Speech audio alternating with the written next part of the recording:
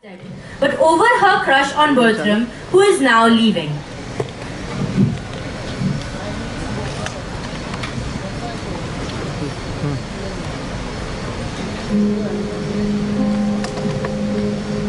Oh, was it all? I think not on my father. And all of these great tears, graces remembrance, even more than those I shed for him. What was he like? I have forgot him. My imagination has no favor in it, but Bertram's. I am undone. There's no living, none. If Bertram be away, 'twere all one that I should love a bright particular star and think to wed it. He is so above me. In his bright radiance and collateral light must I be comforted, not in his fear. 'Twas pretty, though plain, to see him every hour, to sit and draw his arched brows, his hawken eye, his curls. But now he's gone, and my idolatrous fancy must cantify his reliefs.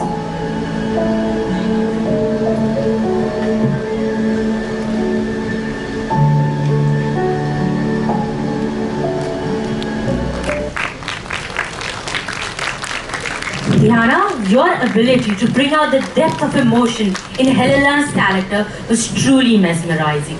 Congratulations on a stunning performance that had us all spellbound. Next we have is Chavi Jain. Dear audience, brace yourselves as we delve into the melancholy world of the forest of the Arden, where the enigmatic and ever contemplative Jacques awaits us.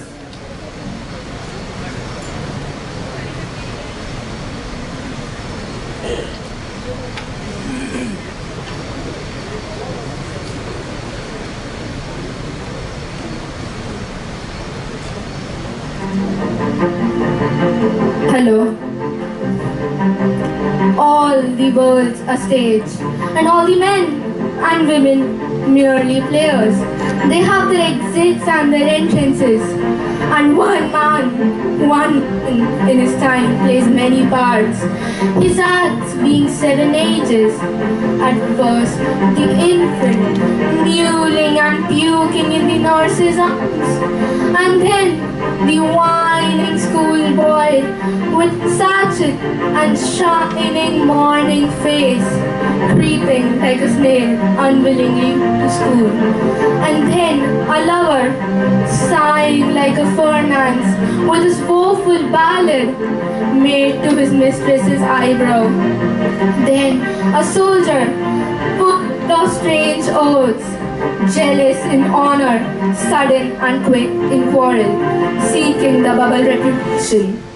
And even in cannon's mouth, the justice in fair round belly, with good gaping limbs, with eyes severe and beard of formal cut. And so he plays his part. The sixth age shifts into the lean and slippered pantaloon, with spectacles on nose and pouch on side. His youthful host saved the world to wide, for his shrunk shank and big manly voice. Last scene of all that ends this strange eventful history, second childishness and mere oblivion. Son's eyes, son's tail, son's ears, son's everything. Thank you.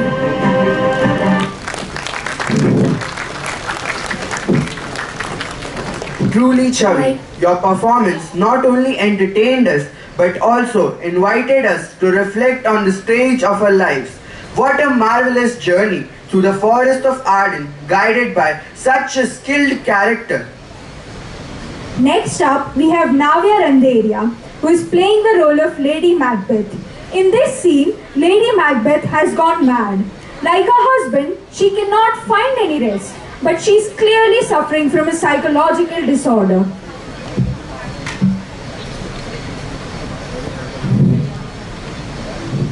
Come out, damn spot! Out, I said! Out! Out! Out! 1, 2, this time to it. Hell is murky. Fie, my lord, fie! A soldier and a feared. What navy fear who knows it?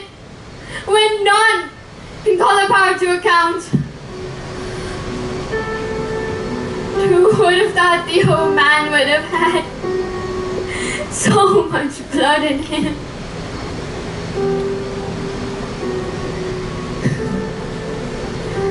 The Dean of Fife had a wife. Where is she now? What?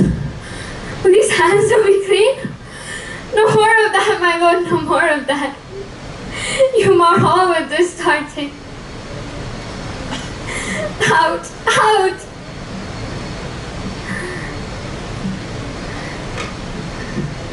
Oh, here's the smell of blood still. All the perfumes of Arabia could not sweeten this little hand.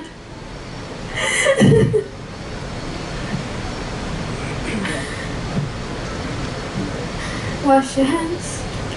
Put on your nightgown. Don't look so frightened. I tell you yet again, Bank was paid. He cannot come out the grave. There's knocking at the gate. Come, come, give me your hand. What's done cannot be undone. To bed, to bed, to bed, to bed, to bed, to bed, to bed, to bed.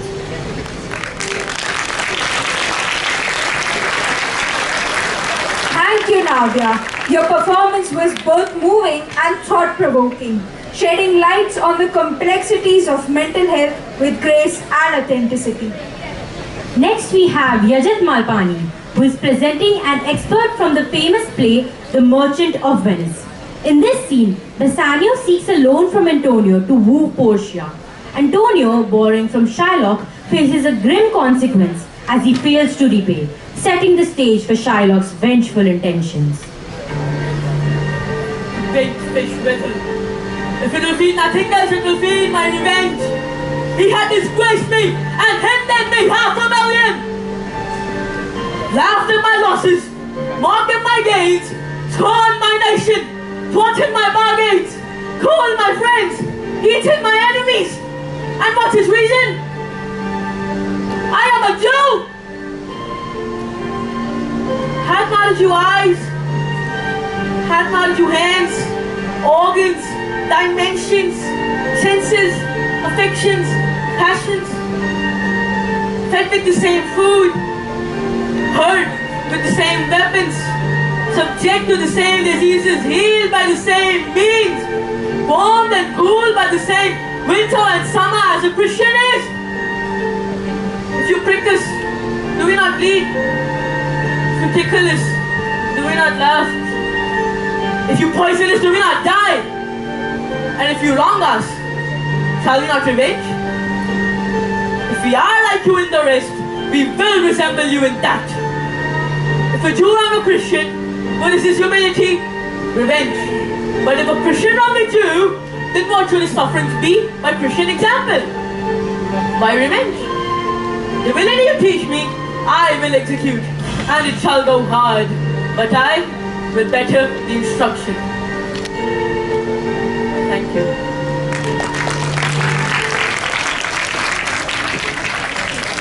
Wow! Yajat's outstanding portrayal of Shylock, a character brimming with complexity and depth, was truly wonderful.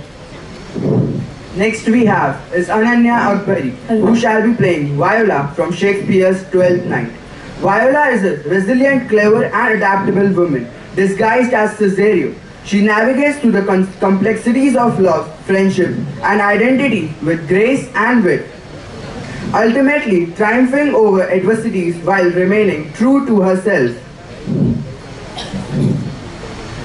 I left no ring with her. What means this lady? Fortune for wit, my outside have not charmed her. She didn't take good view of me. Indeed, so much that sure, methought her eyes had lost her tongue. For she did speak in starts to strut.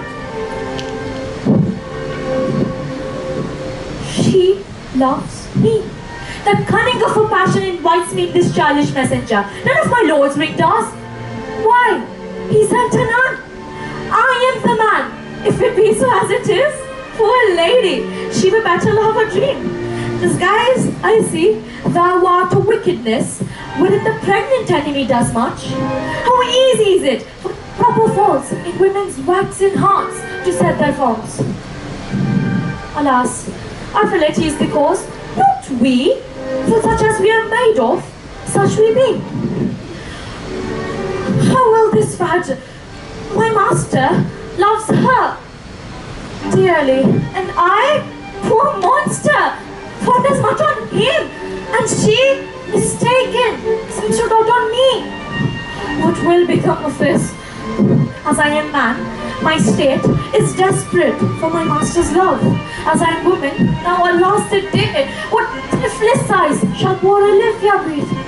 Oh time, thou must untangle this, not I.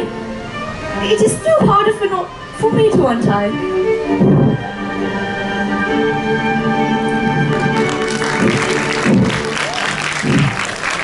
Ananya, what a performance! You skillfully captured the essence of Viola's complex character, navigating the intricacies of love and identity with Phyllis. Prepare to be dazzled as our next performer, Rama Arora, takes us on the journey of Antonio, a merchant, who takes a loan from a Jew, Shylock, to help his friend called Portia. Antonio can't repay the loan, and without mercy, Shylock demands a pound of flesh. The heiress, Portia, dresses as a lawyer, saves Antonio by her mercy speech. The quality of mercy is not strained. It droppeth as the gentle rain from the heaven upon the place beneath. Twice blessed him that gives and him that takes. Takes the mightiest, in the mightiest, it becomes the throned monarch better than his crown. His scepter shows the force of temporal power, the attribute to awe and majesty where not the dread and fear of kings, but mercy. Mercy is above deceptive sway. It is enthroned in the hearts of kings. It is an attribute to God himself, and earthly power doth then show like his gods when mercy seasons justice. Therefore, Jew, though justice be thy plea, consider this, that in the course of justice, none of us should see salvation. We do pray for mercy, and that prayer doth teach us all to render all the deeds of mercy. Spoke thus much to mitigate the justice of thy plea, which if thou considers this state cause of Venice must needs give sentence against the merchant there. Thank you. Miss Aurora, your portrayal was truly captivating, showcasing the power of empathy and justice. Congratulations for bringing Portia's character to life in such a way. Next up we have Trisha Gupta. In this scene, Desdemona, the wife of Othello, is trying to please his friend to ask his husband to talk to her and refuse to divorce her. Alas, Iago, what shall I do to bring my lord back? But friend, guard him, for by this light of heaven, I know not how I lost him. Here I kneel, if ever my will did trespass against his love. I lay discourse of thought, or word, or actual deed, that mine eyes, mine ears, or any sense delighted them in any other form, that I do not yet, whoever did, whoever will, though he do shake me off to beg only divorcement, love him dearly, go persuade me. It's not claim, this made you much, please, just go, forswear me. And kindness may do much, and his kindness may defeat my life, but never change my love. It does bore me now that I die speak to him. Not the worst massive vanity could make me your honor. Not the worst massive vanity could make me.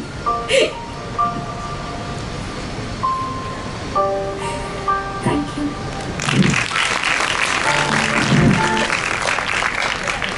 take a moment to acknowledge Trisha's performance. Your act was a testament to your talent and dedication, leaving a lasting impression on all of us. Next we have is Krishna Agarwal, who will be playing the famous balcony scene from Shakespeare's Romeo and Juliet, where Romeo delivers a passionate monologue as he gazes upon Juliet, who appears on her balcony above. Their love is forbidden, surrounded by social conflicts. Yet, Romeo's word not only reveals his intense emotions but also set the stage for tragic events that unfold as their love faces numerous obstacles. What light from your window breaks. It is the east. And Juliet says, arise, arise, day sun, and kill the envious moon, who is already sick and pale with grief. That thou, her maid, art far more fair than she, but be not her maid, since she is envious. Her vestal livery is but sick and green, and none but fools wear it. Cast it off. Oh, it is my lady. Oh, it is my love. How that she knew she were. She speaks, yet says nothing. What of that? Her eye discourses, I'll answer that eye.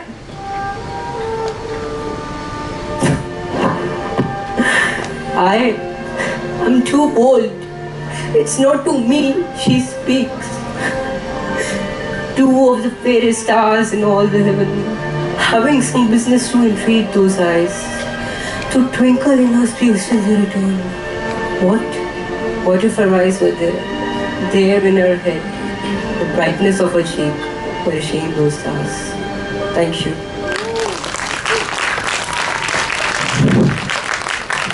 Thank you, Krishna, for transporting us into the world of Verona's forbidden love. And congratulations on such an unforgettable performance. Brace yourselves for a breathtaking performance as our next performer, Shambhavi, who is playing the role of a spirit, Ariel, from the William Shakespeare play, The Tempest.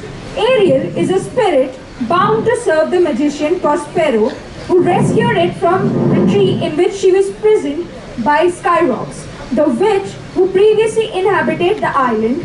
Ariel is Prospero's eyes and ears throughout the play, using its magical abilities to foil others' characters' plot and bring down its master. You are three men of sin, whom destiny that has to instrument this lower world, and what is in it, the never surfeited sea that caused to belch up you, and on this island, where men doth not inhabit, you amongst men, being most unfit to live, I have made you mad, and even with such like valor, men hang and drone their proper selves.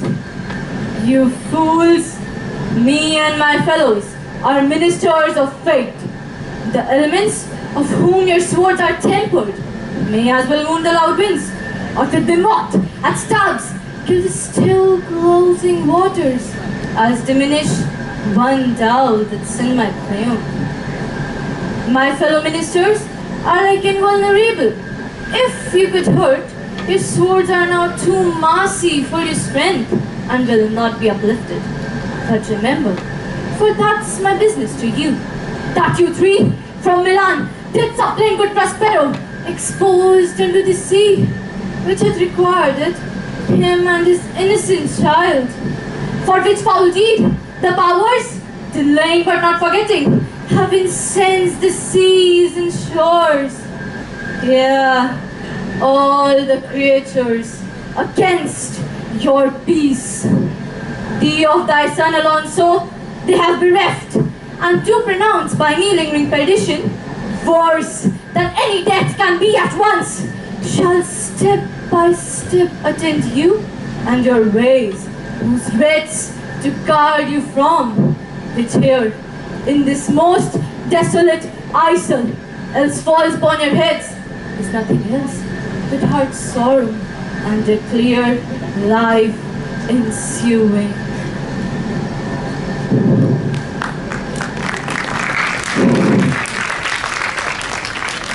Shambhavi, your performance was nothing short of magical as you brought Ariel's outwardly grace and mischief to life on stage. Next we have Thea Beccaria. In Julius Caesar, Portia is Brutus's wife. She is daughter of a patrician aristocratic family and is married to a senator, both of which give her privilege and status in ancient Roman society. However, as a woman and a wife, she is expected to remain in the domestic sphere and not question her husband. She tries to convince her husband, Brutus, to speak his heart out and tell her about the conspiracy led by the senators to assassinate Julius Caesar. Is Brutus sick? And is it physical to walk unbraced and suck up the humours of the dank morning? What? Is Brutus sick? And will he steal out of his wholesome bed to dare the wild contagion of the night and tempt the roomy and unpurged air to add unto his sickness? No, my dear Brutus, you certainly have some sycophants within your mind, which, by the right and virtue of my place, I ought to know of, and upon my knees I charm you by my once commended beauty, by your vows of love, and that great vow which did incorporate and make us one, that you unfold to me yourself, your heart. But why you're heavy, and what men tonight have had to resort to you? For here have been some 6 or 7 who did hide their faces even from darkness within the bond of marriage. Please tell me, Brutus. Or is it expected that I should know no secrets that appertain to you? Am I yourself? And as it were, in sort of limitation, to keep with you at meals, comfort your bed, and talk to you sometimes. Dwell I but in the suburbs of your good pleasure, and if it be no more, Portia is Brutus's harlot, not his wife. I grant I'm a woman, but withal a woman that Lord Brutus took to wife. I grant I'm a woman, but withal a woman will repute it. Cato's daughter, think you am no stronger than my sex, being so fathered and so husbanded. Please tell me your counsels and not disclose them. I have made a strong proof of my constancy by giving myself a voluntary wound here in the thigh. Can I bear that with patience and not my husband's secrets?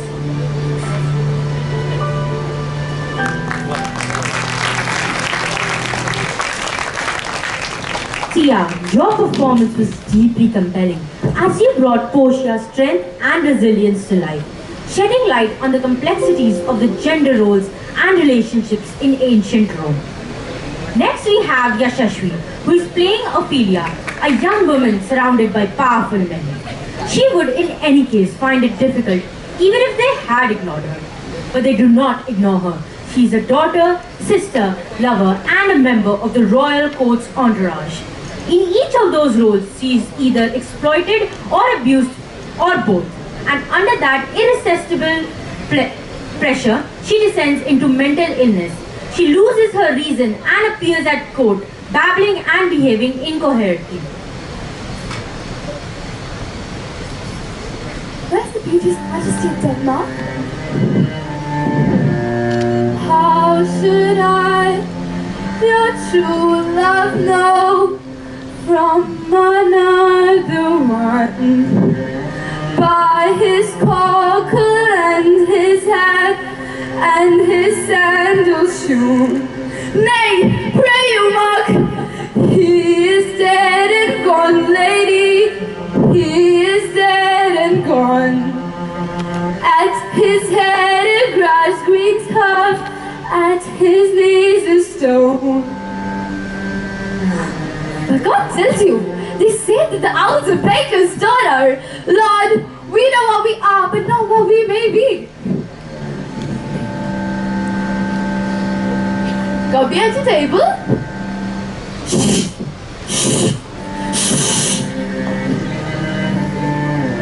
Up he rose and donned his clothes and tapped the chamber door. Let in a maid, let out a maid, never depart more. By gist and biting charity, a lack and fight of shame. Young men, they'll do it, if they come to it.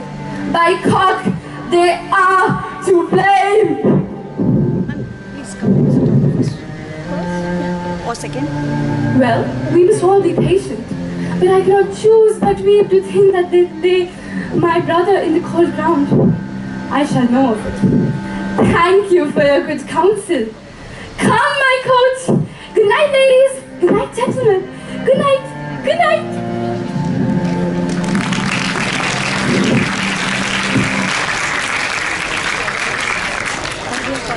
Yashashri, your performance was truly haunting as you captured the heartbreaking descent of Ophelia into madness with such raw emotion and vulnerability. Thank you, Yashashri. Anticipation builds as we welcome Pranav, who is playing the role of Shylock. In the wake of a dramatic courtroom confrontation, we find ourselves on the precipice of Shylock's profound solitude. As the echoes of the trial linger in the air, we are poised to witness the inner turmoil of a man pushed to the brink by injustice and betrayal. The people say he's an evil moneylender. But how evil can a person that has served injustice be? They say there are 5 stages of grief: denial, anger, bargaining, depression, and acceptance. Well, Shylock would like to add one more: revenge.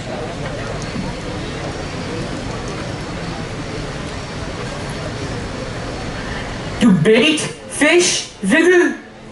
If it will feed nothing else, it will feed my revenge. His had disgraced me and hindered me 500,000. Laughed at my losses, mocked at my gains, scorned my nation, thwarted my bargains, cooled my friends and heated my enemies. And what is his reason? I'm a Jew. Hate, not the Jew eyes. Hate, not the Jew hands, organs, senses, dimensions, affections, passions.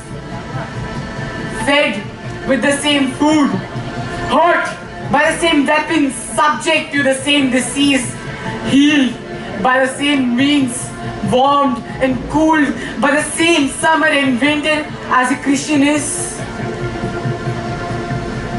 If you prick us, do we not bleed? If you tickle us, do we not laugh? If you poison us, do we not die? And if you wrong us, shall we not revenge? If we are like you in the rest, we well resemble you. And that if a Jew wrongs a Christian, what is this humility? Revenge. And if a Christian wrongs a Jew, what should his suffering be by a Christian example by? Revenge. The villainy you teach me, I will execute. It shall go hard, but I will better the instructions.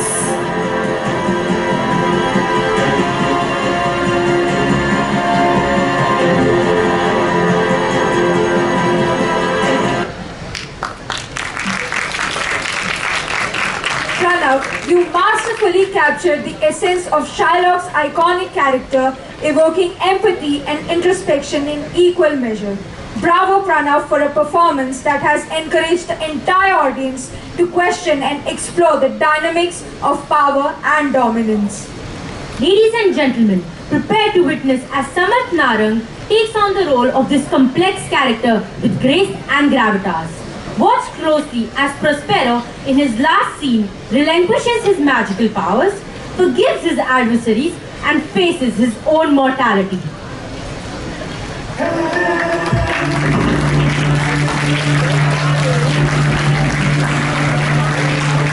Now, my charms are all o'erthrown.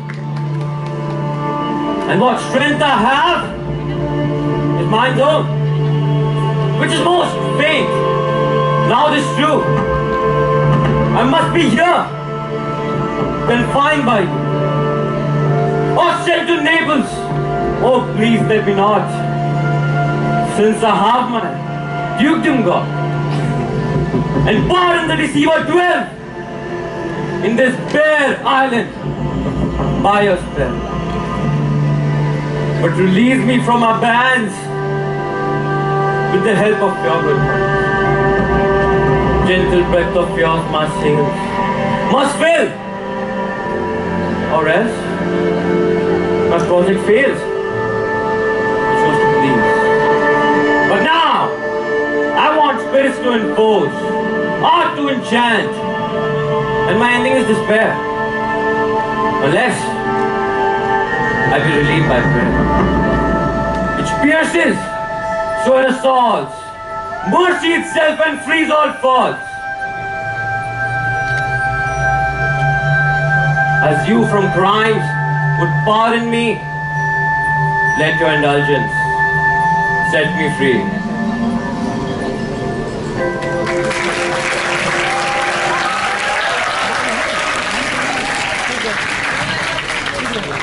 Bravo, Summer! What a spectacular tribute to Shakespeare's timeless genius. Next we have is Anushka. In the beginning, Lady Macbeth is strong and ambitious. However, after she helps her husband murder King Duncan, she is slowly driven to madness by her guilt. Oh, King Macbeth, a devil you have become. Remember when we fell in cheapest love? Oh, fee upon us, good cheap. Macbeth, you are the monster lurking in the night. And now, who is the next victim to you, Macbeth? Oh, pardon me. Oh, sleep my damn throat. There was the killer and not the man I loved. Well, thou King Macbeth, Macbeth, the darkness covers and protects Macbeth. My bones don't ache of carting guilt around. Macbeth cannot permit me to look me in the eyes. Avoid me, thou those. I became the worthy of your gaze, but washed away by disgusting witches. The witches planted evil in my head, and before telling that, they became absorbed. I knew the year that shall become quite very soon. And now, shall we walk together in hell?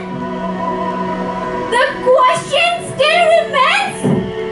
Shall I continue living with this guilt? To bed. But Macbeth wished for sleep. This ruthless guilt has taken over me. Well, thou, King Macbeth, those tried to creep in guilt and shame. I'm a no human now. I'm a worthless human being. Wait, can I no longer call myself a queen? That was a lie. I'm a no human now. I cannot permit myself to leave. Oh no, of course not. But Macbeth wishes for light and searches for light.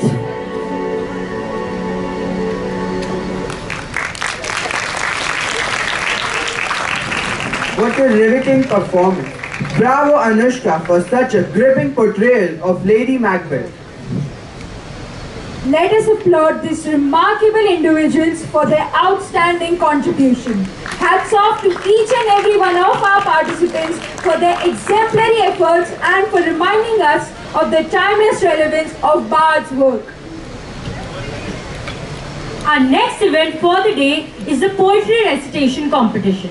In the grand tradition of oral storytelling and poetry recitation, our young participants have embarked on a journey through the pages of literary history, immersing themselves in the works of William Shakespeare and other literary luminaries.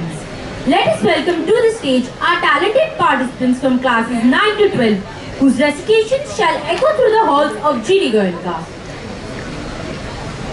Our first participant is Trisha Purohit, who is reciting the poem Thetis by Carol Ann Duffy, which dwells into the mythical narratives of Thetis, a sea nymph and mother of Achilles.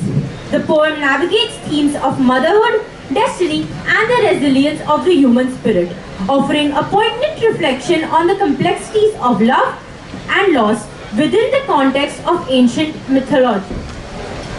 I shrank myself to the size of a bird in the hand of a man.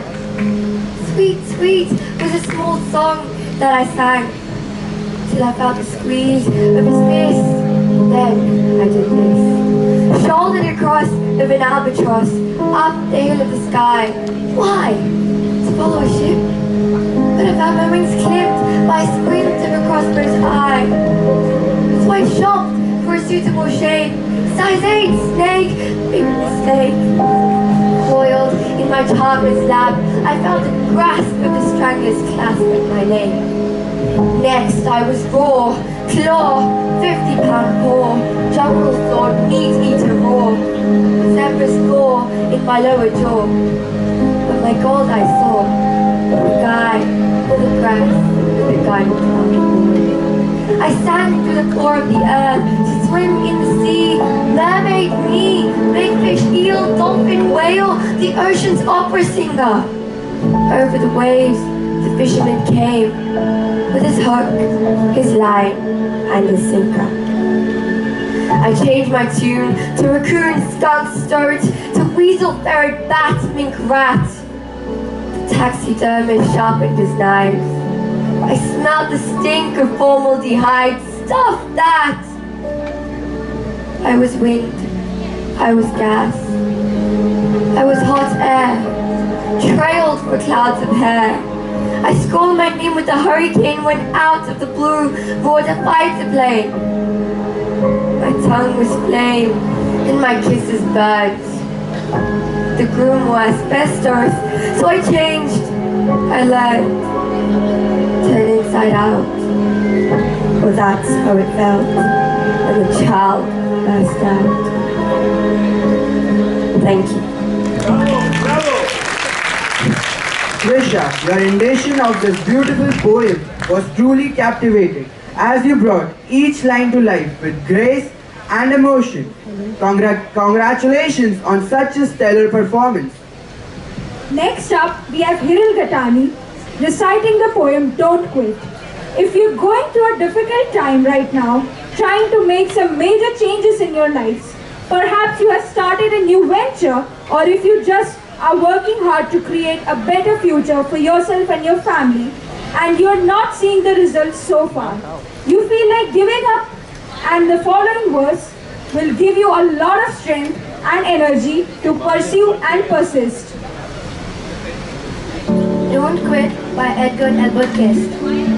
When things go wrong, as they sometimes will, when the road you are trudging seem all uphill, when the funds are low and the debts are high, and you want to smile, but you have to sigh, when care is pressing you down by the bit, rest if you must, but don't you quit, for life is square, it's twists and turns, as every one of us sometimes learn, and many a failure runs about when he might have won if he would have stuck it out. Don't give up, though the pace seems slow. You may succeed with another blow. Often the goal is nearer than it seems to a faint and faltering man. Often the struggler had given up when he might have captured the victor's cup. And he learned too late as the night came down how close he was to the golden crown. Success is just failure turned inside out. the silver tint of clouds of doubt. You can never tell how close you are. It may be near when it seems so far. So, stick to the fight when you are hardest hit. So, stick to the fight when you are hardest hit. It's when the things seem worse that you must not quit, that you must not quit, that you must not quit. Thank you. Ian, your heartfelt recitation touched the hearts of everyone in the audience, reminding us all the importance of perseverance and resilience in the face of adversity. Next up, we have Disha Lakhotia. In the echoing chambers of history, there exists a timeless anthem of resilience, penned by the indomitable Maya Angelou. Still I Rise emerges as a beacon of unwavering strength, a testament to the human spirit's capacity to transcend adversity and soar above oppression.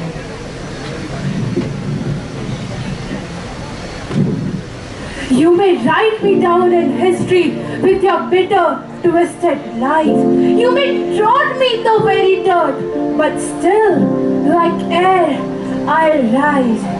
Does my sassiness upset you? Why are you beset with gloom? Cause I walk like I have got oil wells pumping in my living room, just like moons and like suns with the certainty of tides, just like hopes springing high, still I'll rise. Do you want to see me broken? Proud, lowered eyes, shoulders falling down like teardrops, weakened by my soulful cries. Does my haughtiness offend you? Don't you take it awful hard, cause I laugh like I've got gold mines digging in my own backyard. You may shoot me with your words, you may cut me with your eyes, you may kill me with your hatefulness, but still, like air, I rise. Out of the huts of history's shape, I rise. Up from the past that's rooted in pain, I rise. I am a black ocean, leaping and wide, welling and swelling, I bear in the tide. Living behind the nights of terror and fear, I rise into a daybreak that's wondrously clear. I rise, bringing the gift that my ancestors gave. I am the dream and the hope of my slave. I rise, I rise, I rise. Thank you. Big thanks to Disha Lakhotia for her breathtaking recitation of Maya Angelou's Still I Rise. Your performance captured strength, resilience and defiance. Next, we have is Pragya Upadhyay, who shall be reciting Ella Wheeler Wilcox's celebrated poem Solitude, which delves into the dynamics between individual solitude and social connection, employing rhyme to highlight life's contrasting experiences.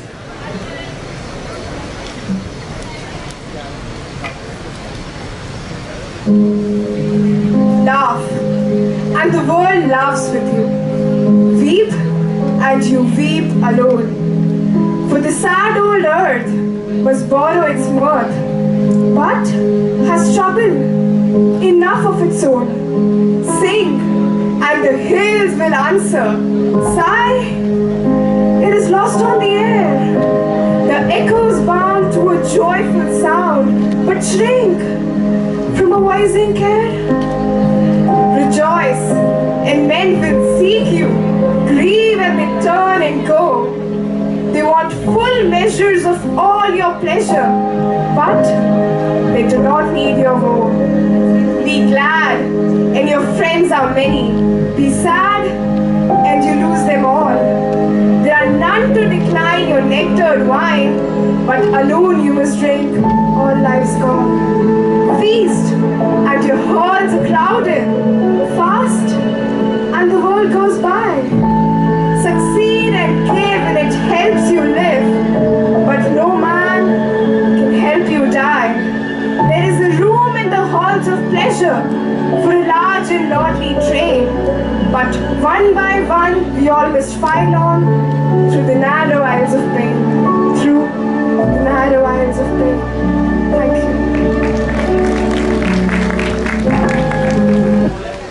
Pragya, your delivery was simply enchanting as you brought to life the profound sentiments of solitude and introspection woven throughout the poem. We want to thank you for inviting us all to reflect on the complexities of the human experiences. Next up, we have Sanika Uttam Chandani with her poem, Her Dignity. Respecting women means recognizing their inherent dignity and treating them with equality in all aspects of life. It entails listening to their voices, valuing their contributions, and championing their rights to create a world where they are empowered to thrive.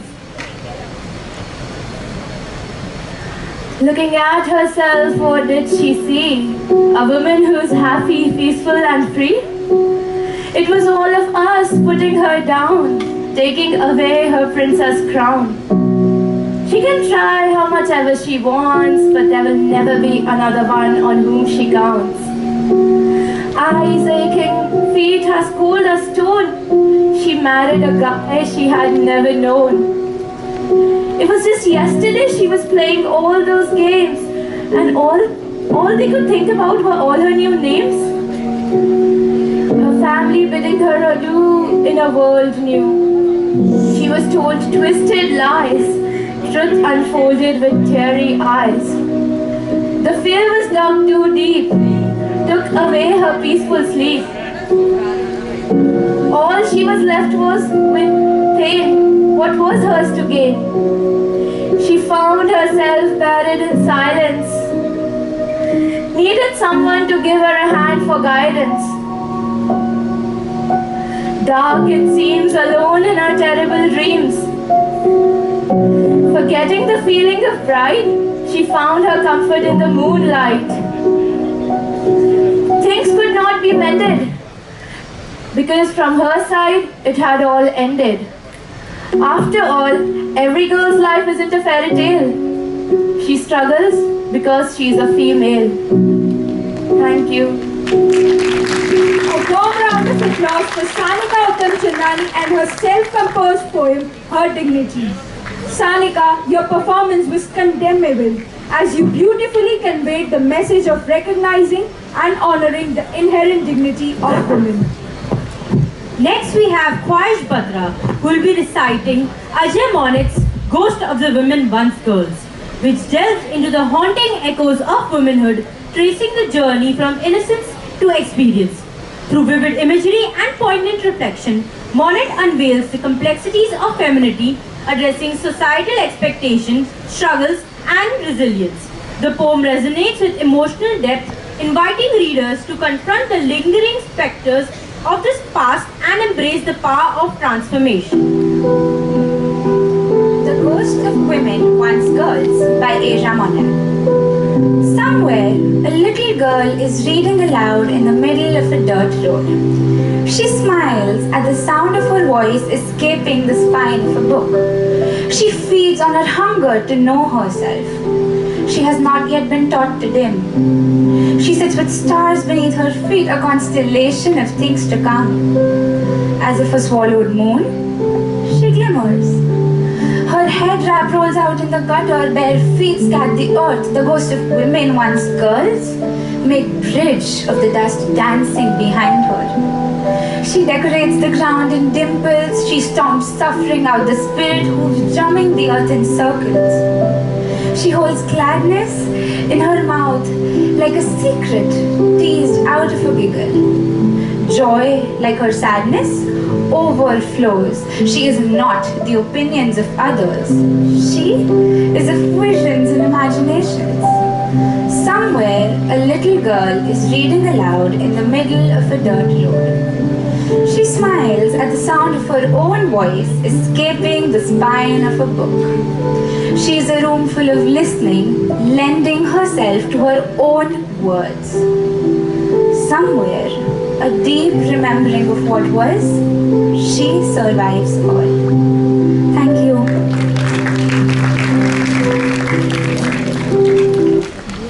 Khwahish, you breathe life into the evocative words of this powerful woman. Your delivery was filled with emotion and depth, allowing us to feel the weight of each line and resonance of its message. Next we have is Kashvi Agarwal. Amidst the bustling streets where the faces lack identity and destinies seem lost, lies a haunting reality. As cars close, men peer out windows, witnessing the silent tragedies of those trapped in the cycles of exploitation. Yet, amidst the darkness, a call to action emerges, urging compassion over indifference. You see faces but no identities. You see bodies without a destiny. Cars slow down their pace. Men look out of their windows to see. Every night when you drive back home, you cross that road where love is sold. You have seen the night set her own beauty. You have seen the darkest of the nights eventually turn into mornings. You have seen corpses within these humans. You have seen the emotions being auctioned for just a few rupees. But tonight when you cross that road and they look at you as the car slows down, don't slow down to gaze and stare. Instead, take a moment and smile gently just to show that you care. Because if you look carefully at those girls in dresses, you might notice something which nobody addresses. Behind those shiny saris and makeup so wild, you'll see a compassionate mother desperate to earn for a child. You'll see them burn helplessly in the midst of need and desperation while their kids grow up outside those shut doors. You will see fingers of the rich shamelessly playing around poor Lali's body while her parents await her return back home. She was just 16 when she went missing from her hometown. She reached the city amid slaughter. She never saw her family again. She was sold while still a daughter. Sarita lies down on the beds of the tyrants while she's still dressed as a bride. How do you cremate a body that has constantly been cremated from inside? As you drive past those faces without identities and bodies without a destiny, let your heart be the guiding light to shine upon the souls lost in the night, lost in the night. Let's take a moment to commend Kashvi for her outrageous and impactful poem shedding light on the theme of human trafficking. Kashvi, you have brought forward an issue that remains in the shadows. Thank you for using your voice to advocate for change and inspiring us all to take action against human trafficking. Our next performer is Dia Bikadia. Get ready to explore the voice of many, the collective force of ordinary individuals in the poem I'm the People, the Mob by Carl Sandburg. Ladies and gentlemen, Dia Bikadia for you.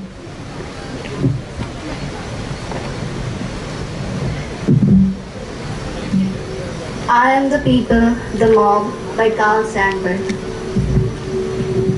I am the people, the mob, the crowd, the mass.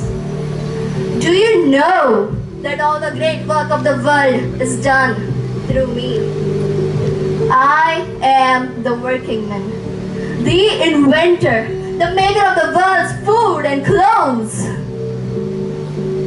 I am the audience that witnesses history. The Napoleons come from me and the Lincolns. Did I? And then I send forth more Napoleons and Lincolns.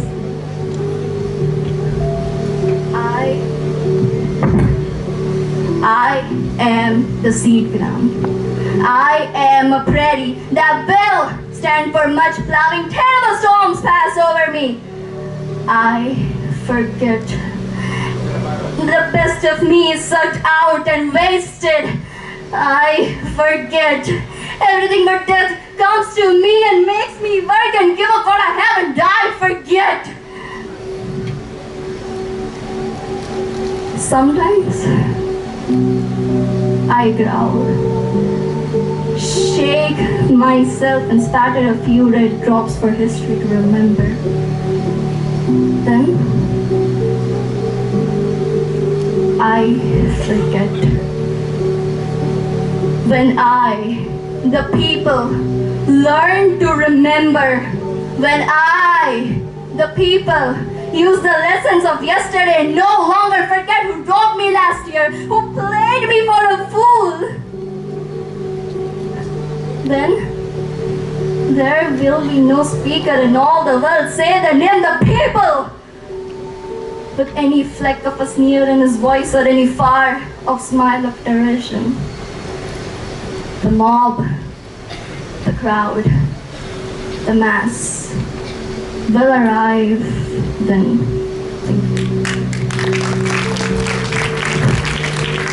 Thank you, Dia, for such a powerful and evocative performance. Thank you for this truly unforgettable experience. Next up, we have Prisha Tulsian. In the haunting corridors of the reading jail, Oscar Wilde penned a lamentation that transcends the confines of its prison walls. The Ballad of Reading Gaol serves as a poignant reflection on human suffering, mortality, and the quest for redemption in the face of societal condemnation. Dear Christ, the very prison walls suddenly seemed to reel, and the sky above my head became like a cask of scorching steel. And though I was a soul in pain, my pain I could not feel, and I only know what hunted thought had quickened his step, and why he looked upon that garish day with such an wistful eye. The man had killed the thing he loved, yet so he had to die. For each man kills the things he loved, by each let this be hard. Some do it with a bitter look, and some with a flattering word. Some kill their love when they are young, and some when they are old. Some strangle with the hands of lust, and some with the hands of gold. But mind, the kindest use a knife, because the dead so soon grow cold. Some love too little, some love too long, some sell and others buy, and some do the deed with many tears, and some without a sigh. For each man kills the things he loved, yet each man does not die. He does not die a death of shame on a day of dark disgrace, nor have a noose upon his neck, nor cloth upon his face, nor drop feet foremost through floor into an empty space. Thank you.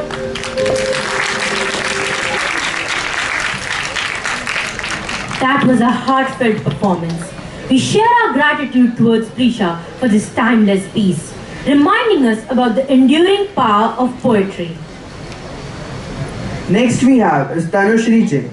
In Maya Angelou's iconic poem Still I Rise, each word pulses with resilience, defiance, and unyielding strength. It's a battle cry against oppression and a celebration of human spirit's unwavering determination to soar above adversity. Through vivid imagery and rhythmic repetition, Angelou's words leap off the page, demanding attention and commanding respect.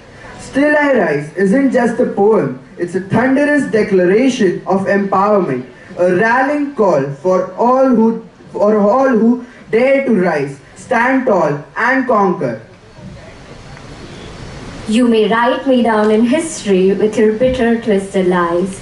You may trod me in the very dirt, but still, like dust, I'll rise. Does my confidence upset you?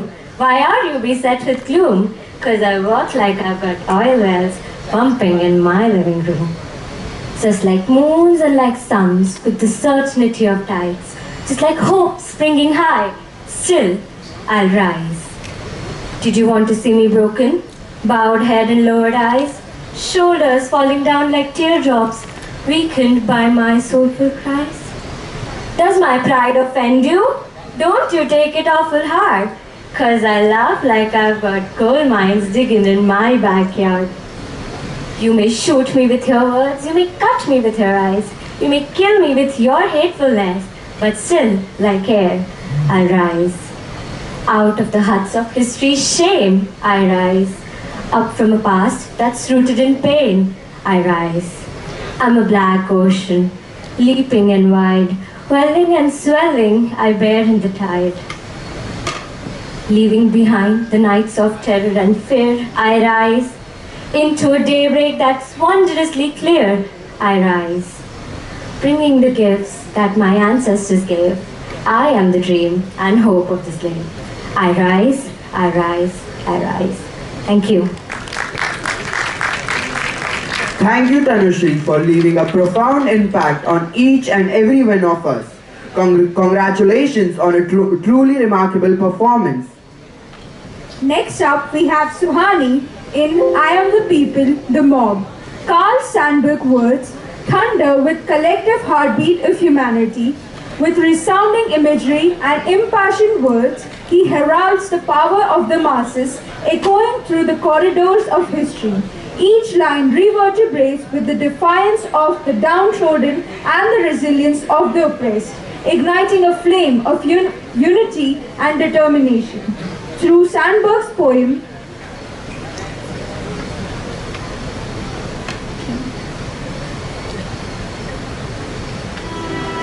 I Am the People by Carl Sandburg. I am the people, the mob, the crowd, the mass. Do you know that all the great work of the world is done through me? I am the working men, the inventor, the maker of world's food and clothes. I am the audience that witnesses history. The Napoleons come from me and the Lincolns. They die. And then I sent forth more Napoleons and Lincolns. I am the seed ground.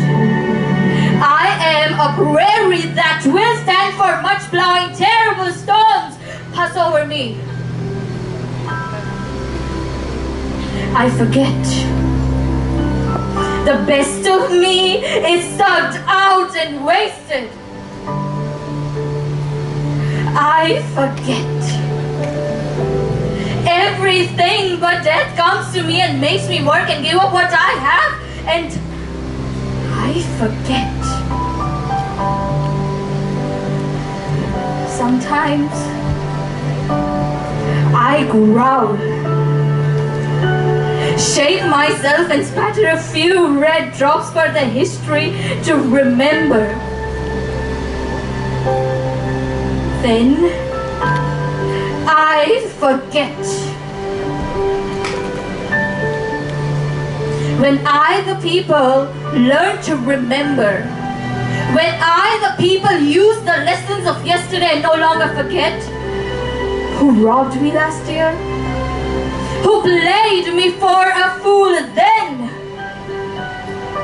There will be no speaker in all the world say the name, the people, with any flick of a sneer in his voice or any far smile of derision. The mob, the crowd, the mass will arise then. Thank you.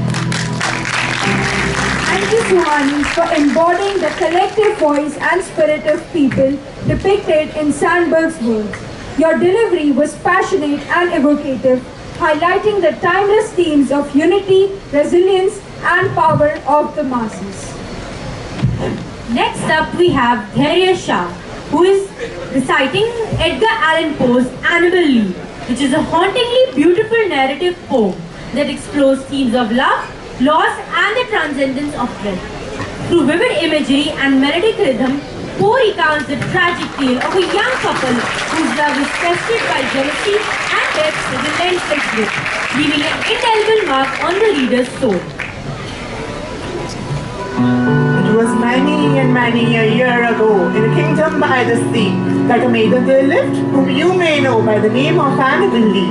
And this maiden should be no other thought than to love and be loved by me. I was a child, and she was a child in this kingdom by the sea. But we loved with a love that was more than love. I and my Annabel Lee, the love that went seraphs of heaven, coveted her and me. And it was the reason that long ago, in this kingdom by the sea, a wind blew out of a cloud, chilling my Annabel Lee. So her high-born kinsman came and bore her away from me, to shut her up in a sepulchre in this kingdom by the sea. The angels, not half so happy in heaven, went allowing her with me. Yes, that was the reason. As all men know, in this kingdom by the sea, a wind came out of a cloud night, chilling and killing my Annabel Lee. But our love, it was stronger than the love of those who were older than me, of many far wiser than me. So, and neither the angels in heaven above, nor the demons down under the sea can ever dissever my soul from the soul of the beautiful Annabel Lee. For the moon never beams without bringing me dreams of the beautiful Annabel Lee. For the stars never rise, but I feel the bright eyes of the beautiful Annabel Lee.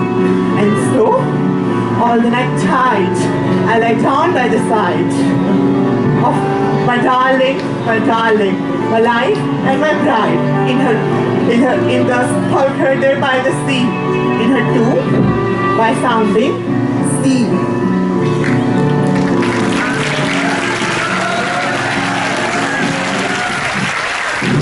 Wow! Player, your delivery has captured the essence of the poem's tragic beauty, captivating the hearts and minds of everyone in the audience. Congratulations on such a breathtaking performance. While we are arranging for the next event, we have a little surprise for you in store. For that, we would like to call girls Riddhi, Mehak, Aditya and Neha. Ladies and gentlemen, it's time to add a delightful twist to our event, which we like to call as Fillers. Are you ready to embark on a journey through the Bard's world? Let's dive in. Question number 1. To be or not to be? That is the question. Which play by Shakespeare features the famous line? Anybody would like to raise their hand? Say it again. To be or not to be? That is the question.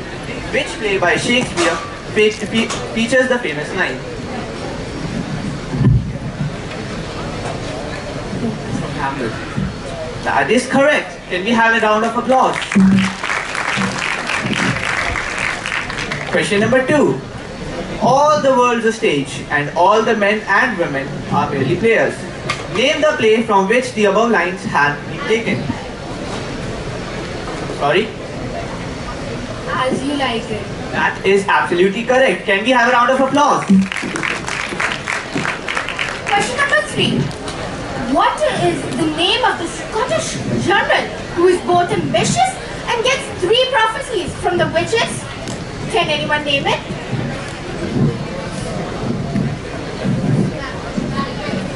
That is absolutely correct. Bravo! Now a next easy one. Question number 4. Can anyone name a noble woman who was shipwrecked and then discovered herself to be a man named Cesario?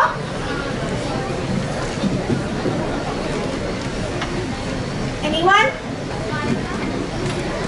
Who's who?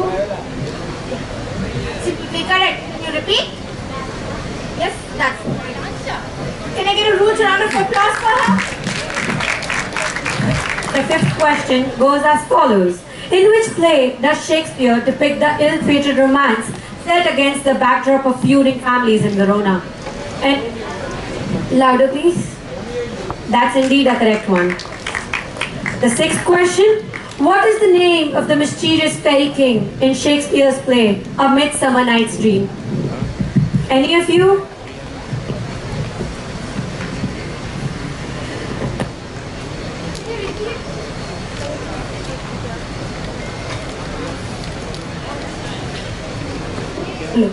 Hello. What is the name of the mischievous fairy king in Shakespeare's play, A Midsummer Night's Dream? Yes, that's the correct one. Now let's have some easy questions. Can we have an applaud for them? Now let's have the questions. Which character in Shakespeare famously holds a skull and delivers a squillily begin with the words, "Alas, poor Yorick"? Can anyone want to try?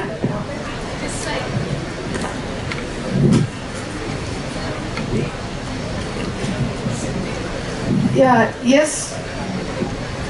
Did you any answer for it? This is the correct one. Yes.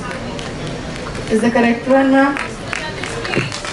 We should have a great applause for our judges. Now, let's move towards the 8th question. Name the play from which the following dialogue has been selected. If music be the food of love, play on. Twelfth Night. It is the correct answer. Seems like the judges know all of the answers. Seems like this was a pretty easy start. Moving forward, we have the question as follows. What's her name? That which we call a rose by any other name, what would smell sweet as it? Could speak out this line to Romeo and Juliet. Again, the judges, ladies and gentlemen, a big round of applause. Juliet. Yes, correct answer. Moving forward, in this play, the Shakespeare introduced the character of Portia, who famously delivers the quality of Percy's speech in the courtroom scene. One of the easiest question. Merchant of Venice. Yes, that's a correct answer. Yes. Yes. Well done. Let's give a round of applause to all the participants for their enthusiasm and knowledge of Shakespearean trivia. It's truly inspiring to see such passion for the past side of books. Thank you. Gratitude to the Filler team for their creative questions that kept everyone on their toes and truly enhanced the audience's experience and participation. Moving on to the much anticipated debate competition, where the clash of intellects shall ignite the stage and illuminate the path to literary enlightenment. In the spirit of Shakespeare's boundless creativity and sharp wit, our debaters are poised to engage in a battle of words and the ideas that promises to captivate and inspire. So, without further ado, let the debates begin. Good morning to all the dignified members of the management, respected judges, esteemed parents, teachers, and my dear students. I'm Amar Singh, the moderator of this debate. The topic of the debate is striving to become a social media influencer is a way better prospect than pursuing traditional career. As we embark on this thought-provoking journey, let us keep our minds open to the diverse perspectives and insights that will be shared here. Remember, it's not about winning or losing an argument, but about understanding and engaging with the complexities of ever-evolving digital landscape. So without any further ado, let me draw your attention towards some important pointers. There will be 3 rounds of this debate, wherein round 1 will be opinion sharing round. Each participant will be given 90 seconds to share his or her opinion. This will be followed by rebuttal round, which will last for next 20 minutes. And last, we have the most interesting part of this debate, which is open interjection round, where an audience can raise their questions from either side. So without any further ado, I would seek your permission to begin the debate. So to begin with the debate, we have candidate 1 who's going to speak for the motion.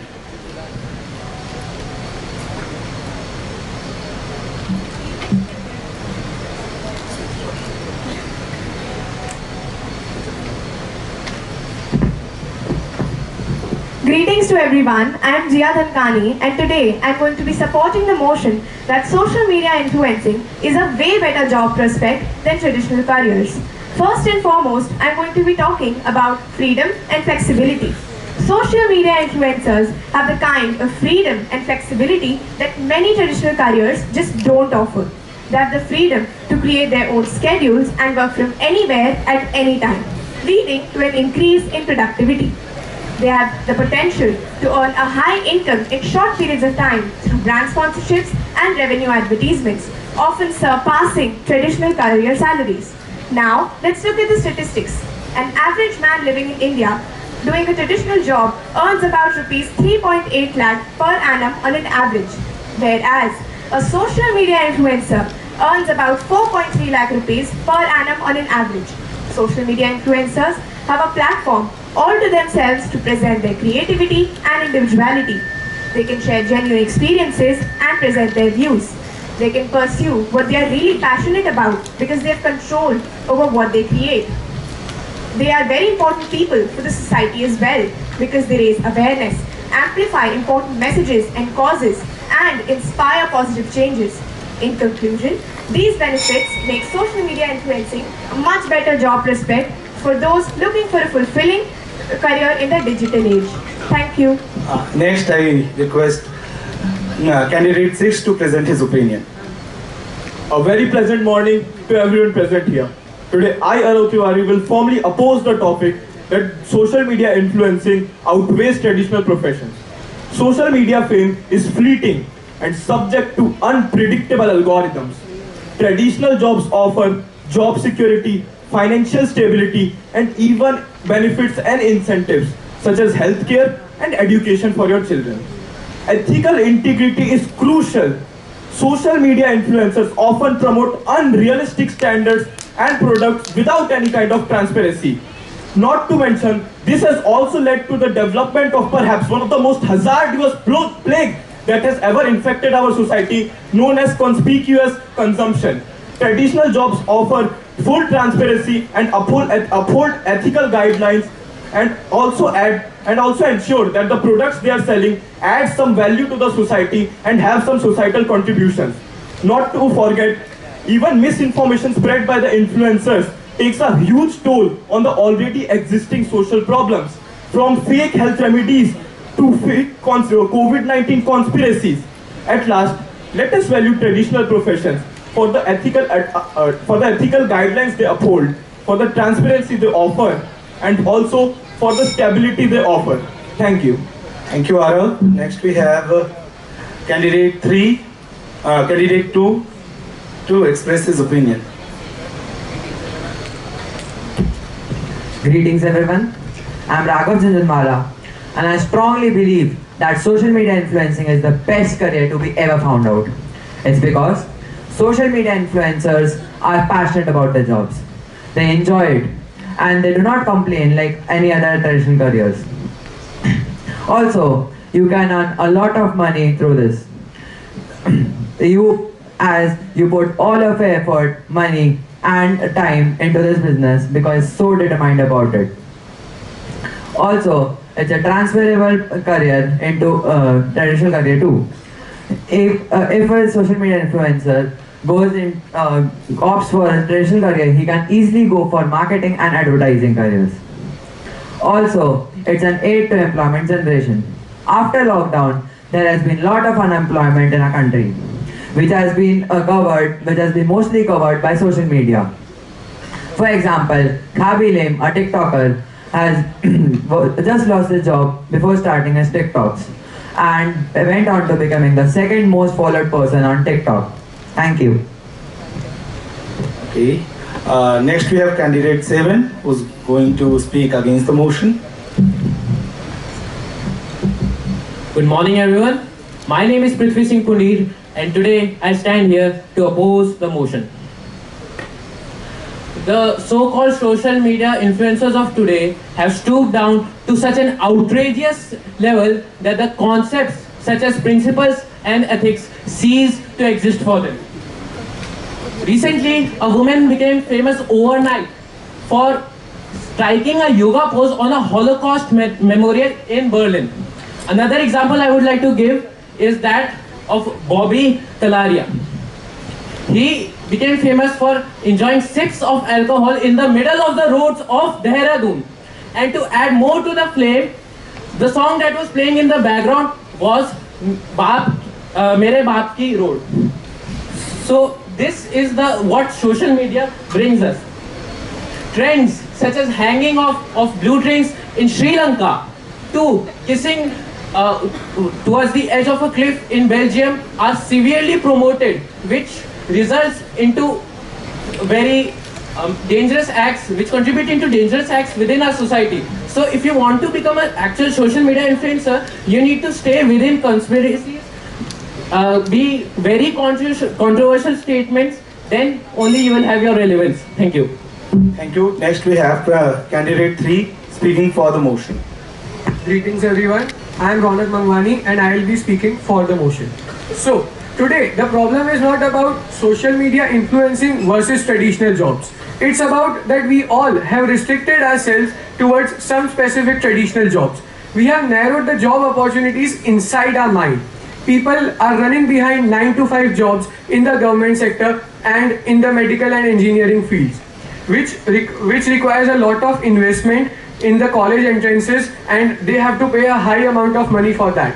But what they get in return is, after getting into the universities, they are unable to get placements because jobs are limited and people applying for them are very high. This creates a situation of unemployment, which requires a new job opportunity to be created.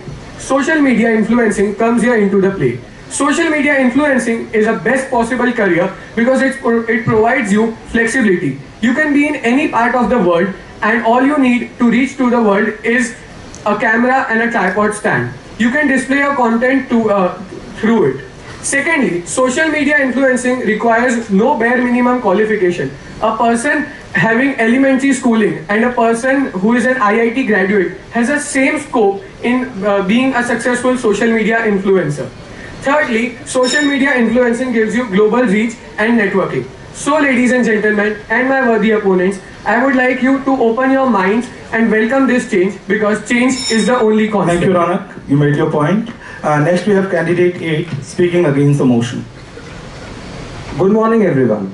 Today I, Pratham Dekhiwal, would like to firmly oppose the motion that being a social media influencer is a better career option than a traditional job career.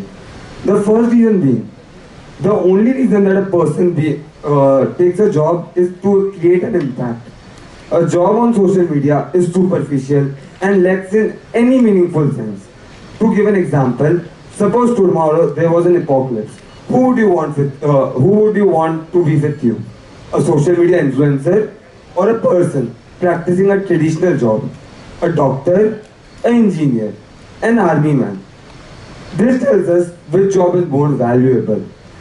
Social media influencers may wonder what their online personas have done towards the society. This may lead to depression, this may lead to anxiety, because they know that their online personas do not add any value towards the actual things that are happening in our society. Additionally, the only reason that we work throughout a job is to get progress. Social media influencers do not have that kind of progress. The reason being that the social media algorithms are often unpredictable to such an extent that the job income remains stable for a short period of time. And hence, I would like to conclude that all the advantages that social media has over the traditional jobs outweigh the disadvantages. Pratham, you made your point. Next we have candidate 4 speaking for the motion. Greetings everyone, my name is Rajan and I'll be supporting the motion. Now, social media influencers have great people skills due to their work. The nature of their work demands that they talk to a lot of people and have to appease a large and wide audience. This shows that they can talk to a lot of people and manage huge amounts of people and sway public opinion with their words. Another thing this allows them to do is make a lot of connections and partnerships with people in high positions due to the sponsorships that they get from companies and other partnerships with other creators and other movie stars and film stars and musicians. Another thing that social media allows people to do is it creates job opportunities for people who lack education and who lack skills such as engineering or doctorate. Some people might not be able to study for such colleges due to their financial stability or due to other sources that they cannot control at that point. So social media offers them a job in hard times, in times where they do not have any work. So in conclusion, I'd like to say social media is a way better career option due to it providing a good stable income to people with due time, and it also provides job opportunities to people who do not have jobs. Thank you. Thank you, Raj. Next we have candidate 9 who's going to oppose the motion. Yes. Greetings everyone. Good morning to one and all present here. I, Ayush Goyal, stand here before you all today to oppose the motion. So, the factor that should come into consideration with utmost priority should be workplace environment. Workplace is not only a physical place where one goes to earn a living. Rather, it is a dynamic ecosystem which affects not only one's work productivity but also their personal life. There is no denying the fact that social media is the worst career option to ever exist, as it is a place where negativity thrives and toxicity reigns. Whenever a person or an influencer presents themselves on social media, they are exposed to millions of different people with different mindsets who belong to different parts of the world. Out of these people, many are degenerated trolls who love to spread hatred and criticism on people on the basis of their face, physical appearance, nationality, language, and even their race. So, these comments leave influencers with irreparable insecurities for their entire lives. Most of the influencers in today's time face low self-esteem and low self-confidence. So, having said that, my question to you today is all the fame and money that comes with being a social media influencer really worth sacrificing your sense of self-worth and self-love? Thank you. Thank you, Ayush. Next we have Vismay Daga who's going to speak for the motion. Vismay, next 90 seconds is yours.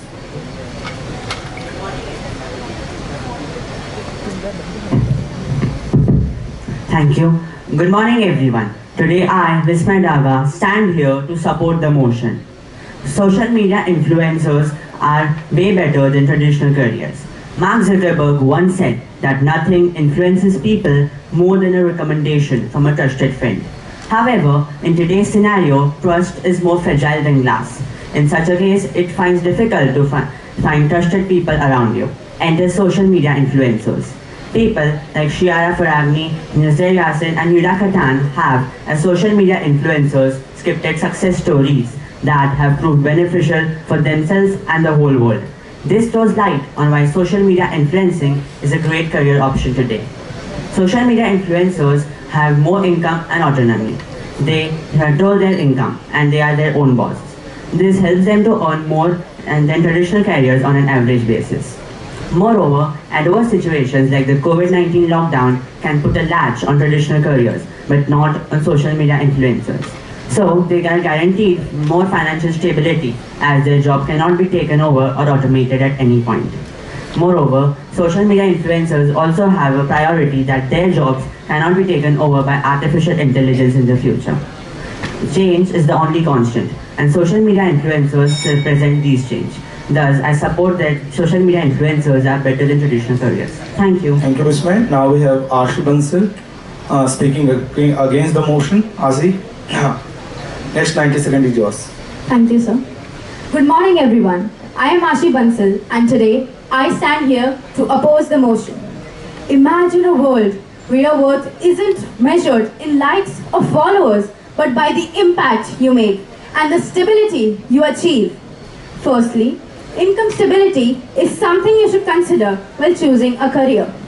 While social media influencers may earn substantial amounts, it's often erratic, fluctuating, and unpredictable, and relies heavily on trends and algorithms.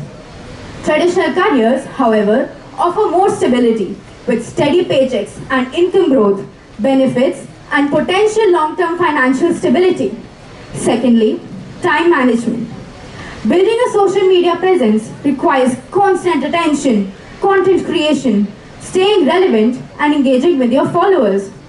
This consumes vast amount of time, leaving little room for self-development or other pursuits.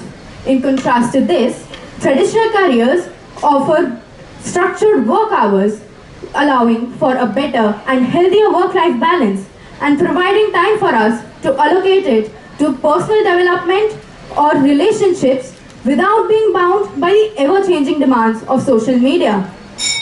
So, before delving into the world of influencers, ask yourself, is fleeting fame really worth sacrificing stability and true fulfillment? Thank you. Thank you, Ashri. Thank you all the speakers. This has been end of this round 1. Now we'll proceed towards round 2, which is rebuttal round. But before that, I request all the audience to encourage these students by their thunderous clap. Thank you, audience. Now, I can see Ronak is already very excited to raise his question.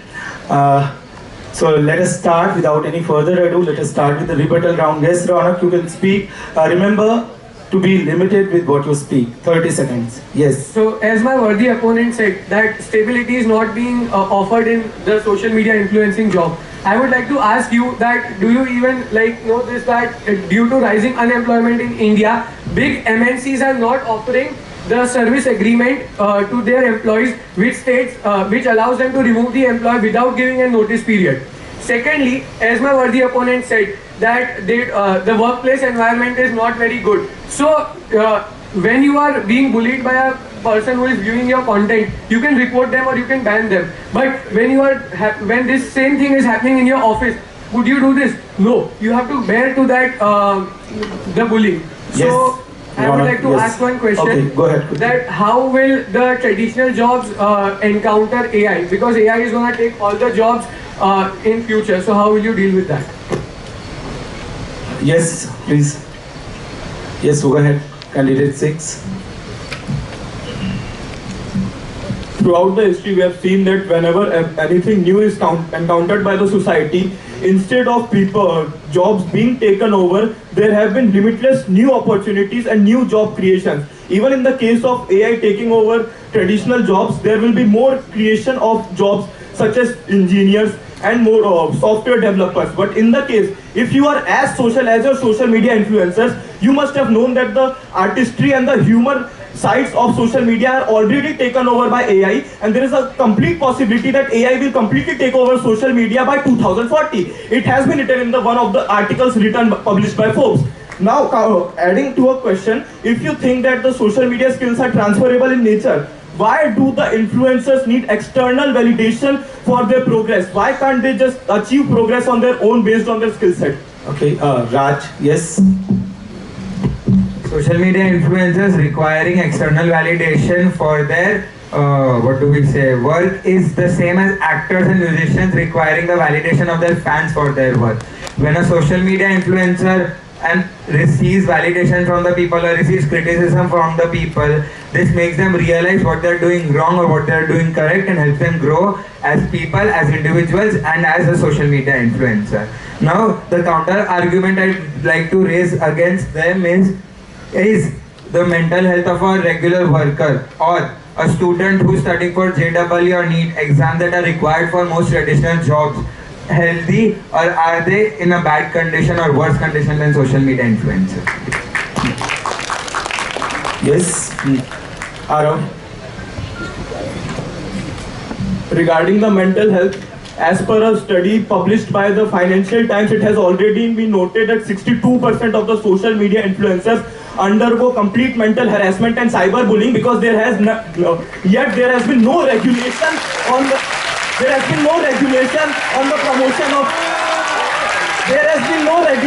the promotion of criticism on social media. Moreover, if we are watching Shark Tanks, which most of us are watching here, we know that there has recently been a development of an app where messages are end-to-end encrypted. Thereby, if someone criticizes someone, they will never be tracked down. Now, countering to your question,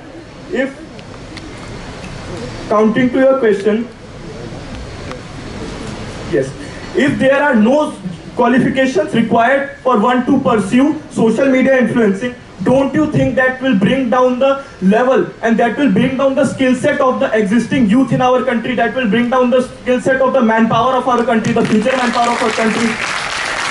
Yes, Raghav first. Candidate.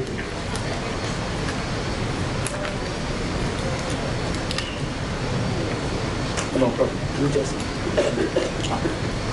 You also get it.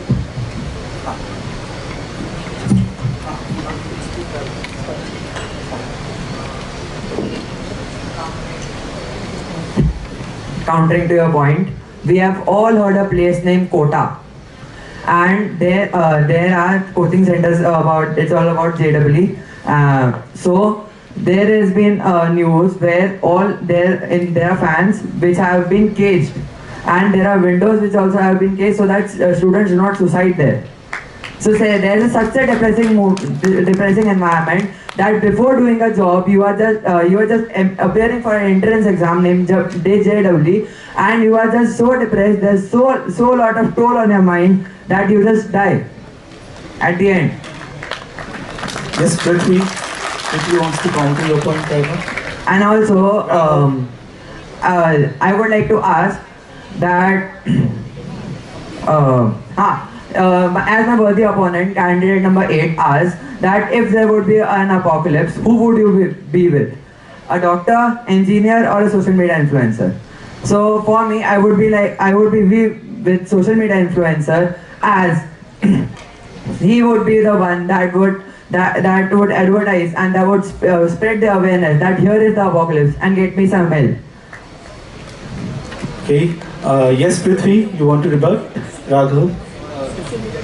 First, answering your question, Raghav, candidate number 2, if you are ill, would you really like a social media influencer to be with you or a doctor? Second thing, the students which commit suicide in Kota, what makes you think that they will not commit suicide after being bullied on the internet? What makes you think that they will not commit suicide after that, but they can commit suicide when they are going for coaching? Also, mentioning an example, in 2019, a young girl in Malaysia committed suicide after running a poll on Instagram asking the followers whether she should live or die. Moreover, a survey done by Latter revealed that 42% of the influencers experience constant burnouts from creating constant content and interacting with their audiences. Okay, yes, Raunak.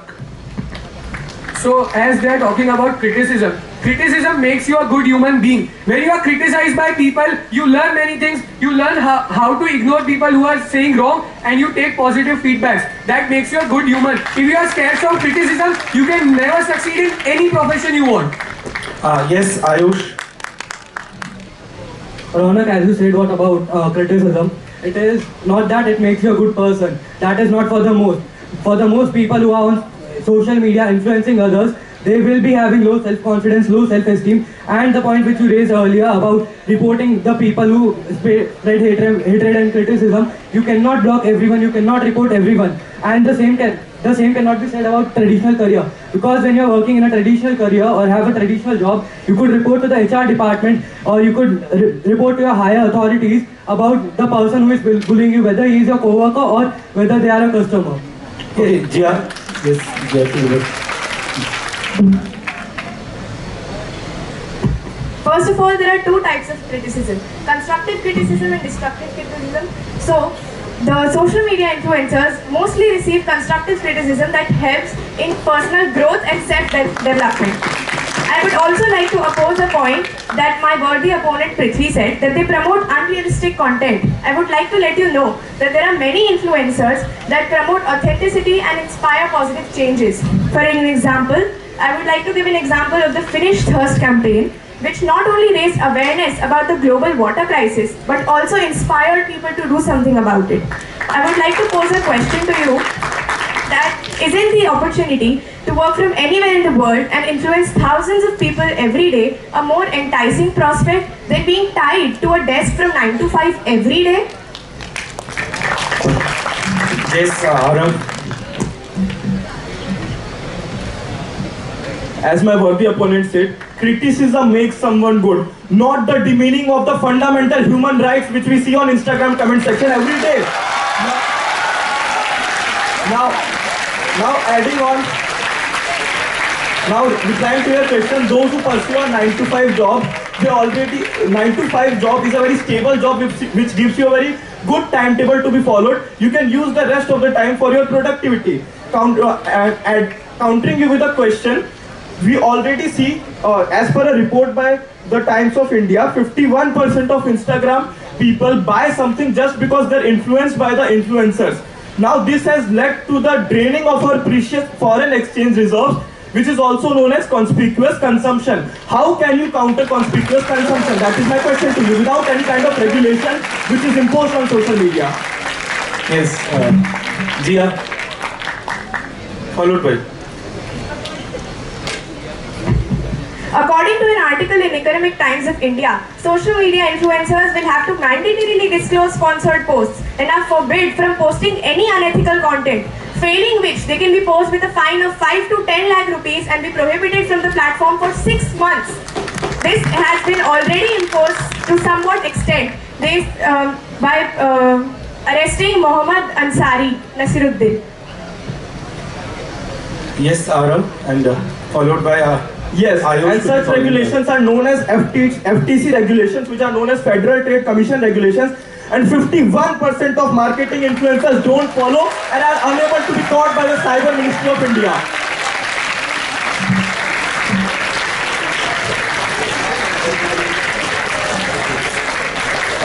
I can see the debate is turning fiery. I wanted the debate to go on, however, time does not allow us to go it any longer, so we will. So now I invite the audience to raise their questions, to raise their rebuttal. We are moving on straight away to round 3. Audience, anyone who's willing to raise the question? Yes, sir. First of all, I would like to congratulate all of you persons who are debating for and against of social media. I am congratulating all of you because all of you have gathered the information from social media only. So what is the problem and what is the question is not about favoring or against the social media. It is about wisdom. It is about wisdom. Let me talk. It is about wisdom and genuinity of uses. Okay. So right now we are using social media, but we are not balancing the social media. We are being influenced by the social media. We are not using our wisdom to check the authenticity of the things being published in social media. You can view various advertisements which are done by popular heroes or celebrities, but it is not correct all the time. We cannot start consuming tobacco and pan masala just by seeing someone good person in advertising for it, right? So we have pros and cons of everything. It is we who need to balance the uses of social media. So, and secondly, I don't have any. Sir is concluding the debate. Sir has done my part. Your question, sir? Now my question is like, how would you differentiate influencing and impacting? Why are we this 14? So why are we pushing too much on influencing rather than impacting? So can it be more impacting than influencing? Yes, yes, Rana. To raise this point, many big influencers raise funds. As my colleague said that they have raised funds in the past and they are raising in the future as well. A small account, for example, Chinansha Singh's, which has only 10k followers, still she can raise 1 lakh rupees for a medical expense of a child. So the impact is also great because of social media influencing. And secondly, it is ethical also because we know that the traditional jobs have been in the recent news 2 months back. Rajasthan police examination investigation, it came that the toppers who have topped the examinations were topping because of the paper leak and cheating. So if you are becoming a traditional job expert by doing the wrong means, what would you do in the future? Whereas social media influencing is ethical because it is controlled by everyone. If you are spreading something wrong, nobody would see you. They will ban you immediately and unfollow you. So you have the choice what to see, what not to see. Okay, Rana. Question, sir? Yes, so,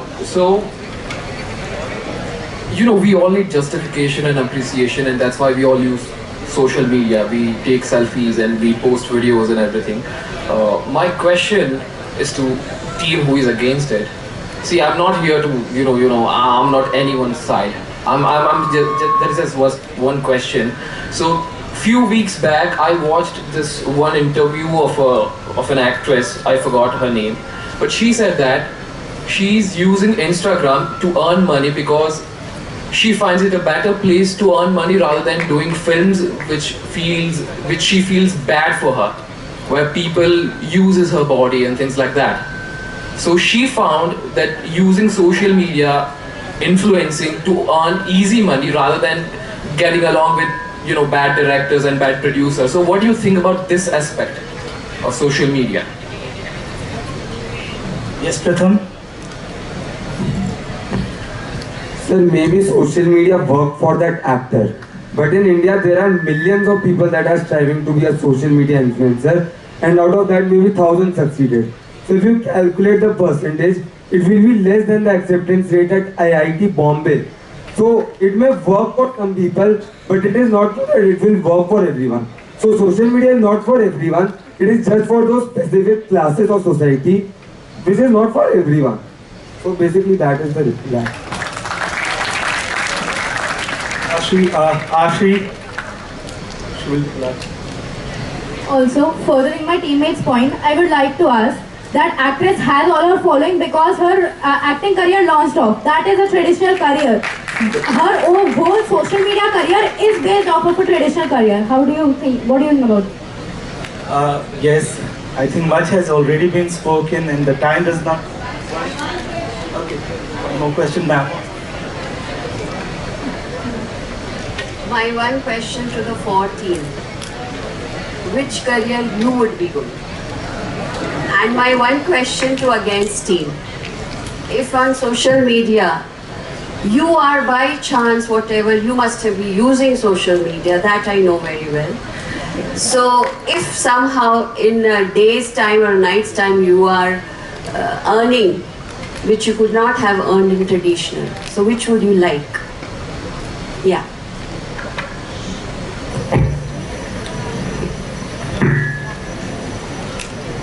Go ahead.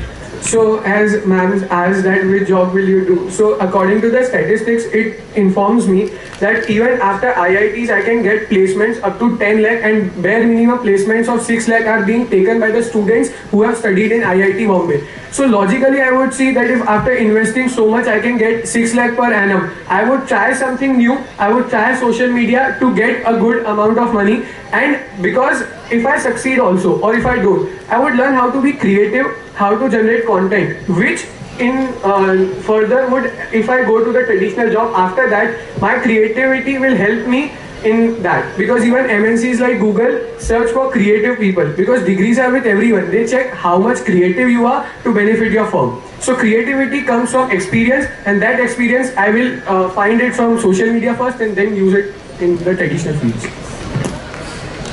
Okay. You mean to say that before social media, people were not creative? People were not creative before social media. No, that's not the point.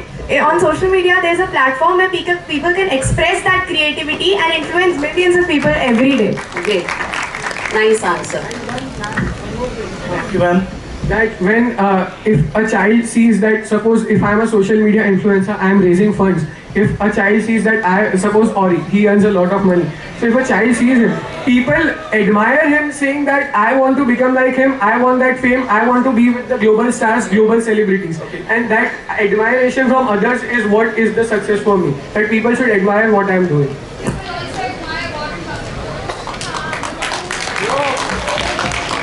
Yes, go ahead.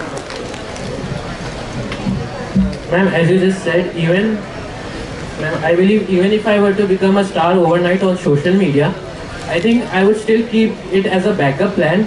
The reason for that is I would not be sure if I were to become a superstar overnight, it isn't confirmed that I will be able to maintain that audience.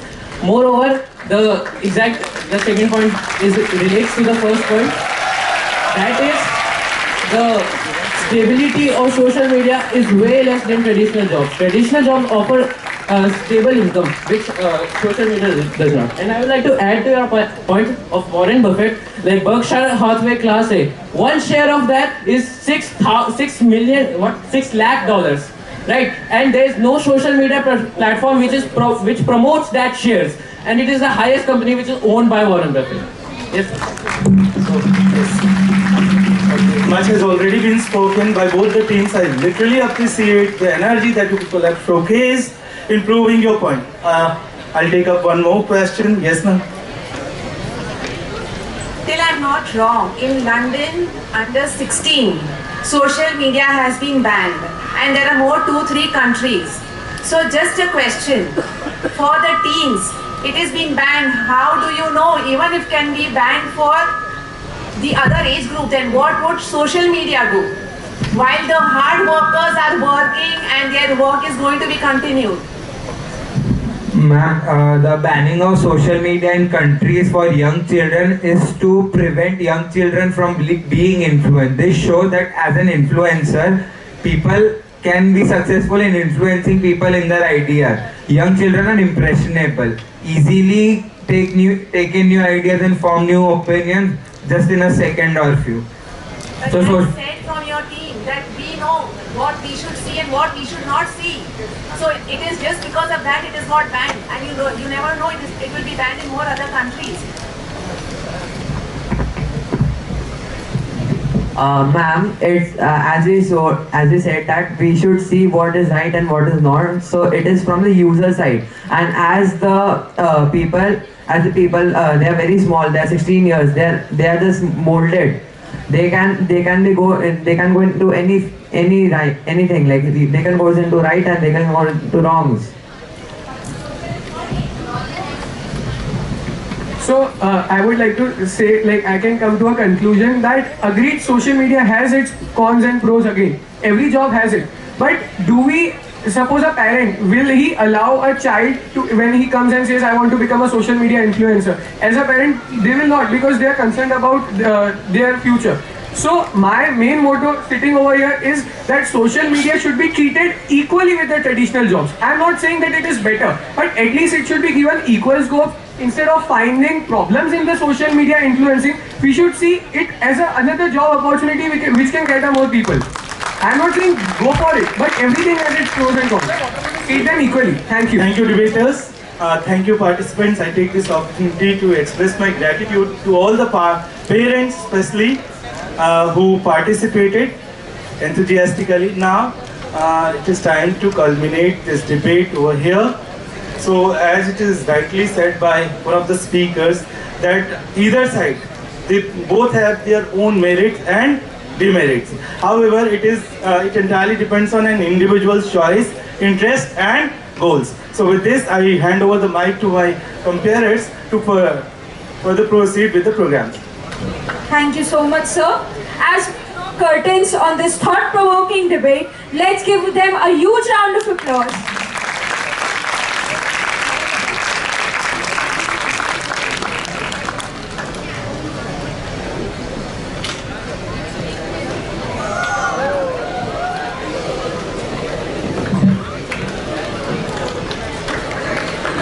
We will take a momentary pause.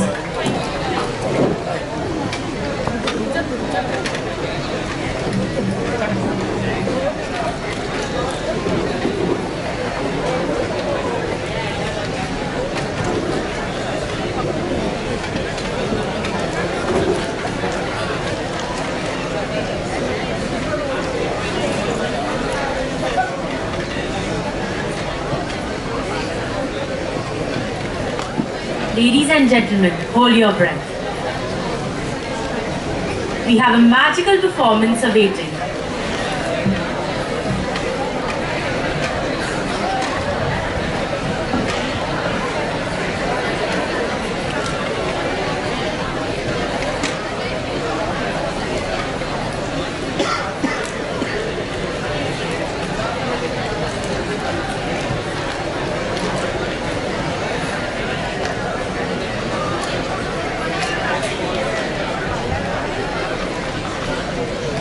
With great pleasure and anticipation, we introduce to you the finale performance that promises to enchant and delight, whose melodies shall echo through the halls of our event. Without further ado, let's get ready to immerse ourselves into the captivating melodies of the Wellerman as they transport you to a world of musical wonder.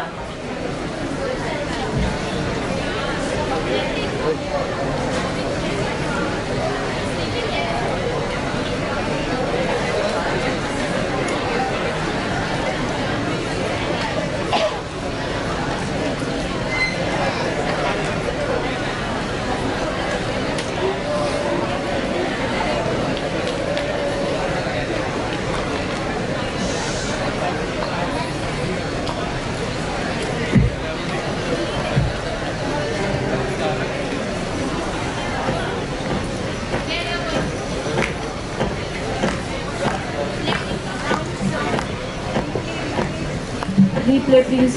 Can you please start the volume as well?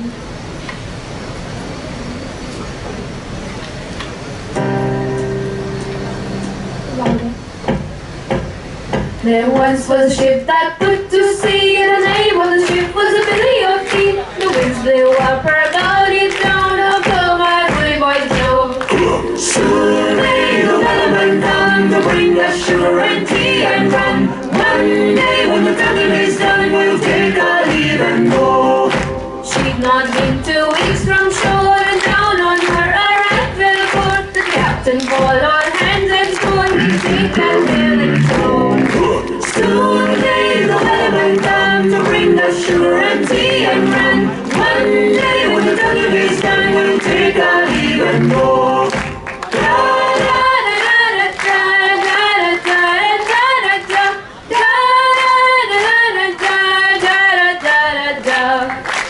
The boat had hit the wall, the whale sail came up and caught her hands to the side, harpooned and caught her when she died on low.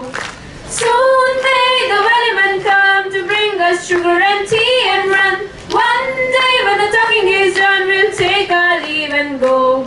No line was cut, no whale was freed, the captain's mind was not agreed. We belonged to the whaleman's creed, he took the ship in tow. Soon may the Wellerman come to bring us sugar and tea and rum. One day when the talking is done, we'll take our leave and go. Da da da da da da da da da da da da da da da da da da da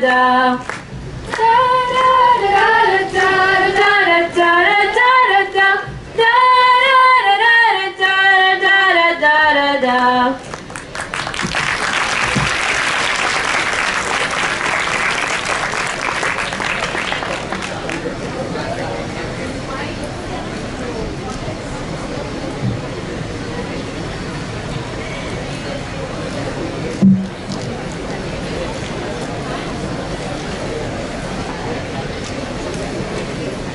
Ladies and gentlemen, esteemed guests and beloved participants, as the curtains draw close on a day filled with enchanting performances and literary splendor, it is our privilege and honor to welcome our first judge, Ms. Krishna Ravangwala, to share her experiences for the day.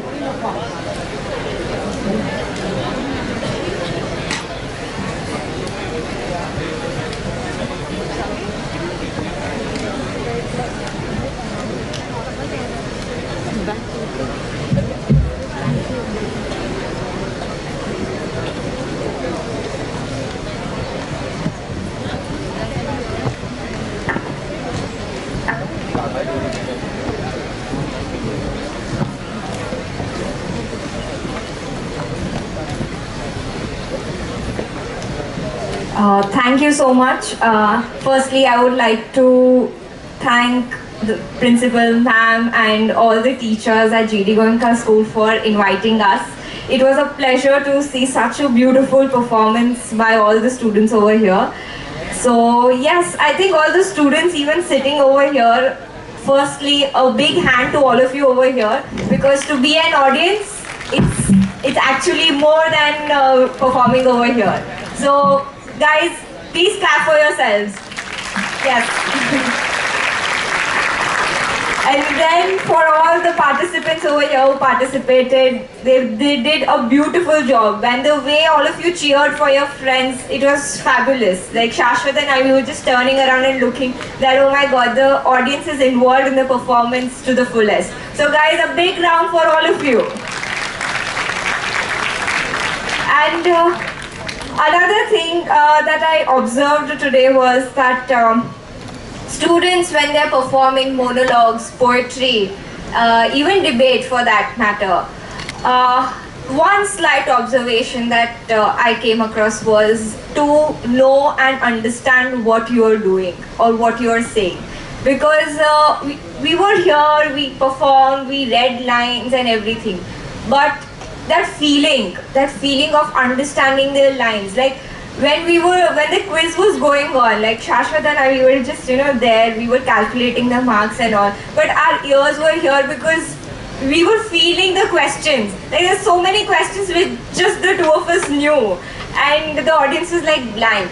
So I think there is just one slight thing that I felt was missing was the feeling of enjoying what we do. Just get that feeling, and I think we have achieved everything that we want. Yeah, I think that's it for today. Thank you so much. Thank you, ma'am. We would surely like to implement your advice. Next, I would like to call Mr. Shashwat Kapadia to share his views for the day.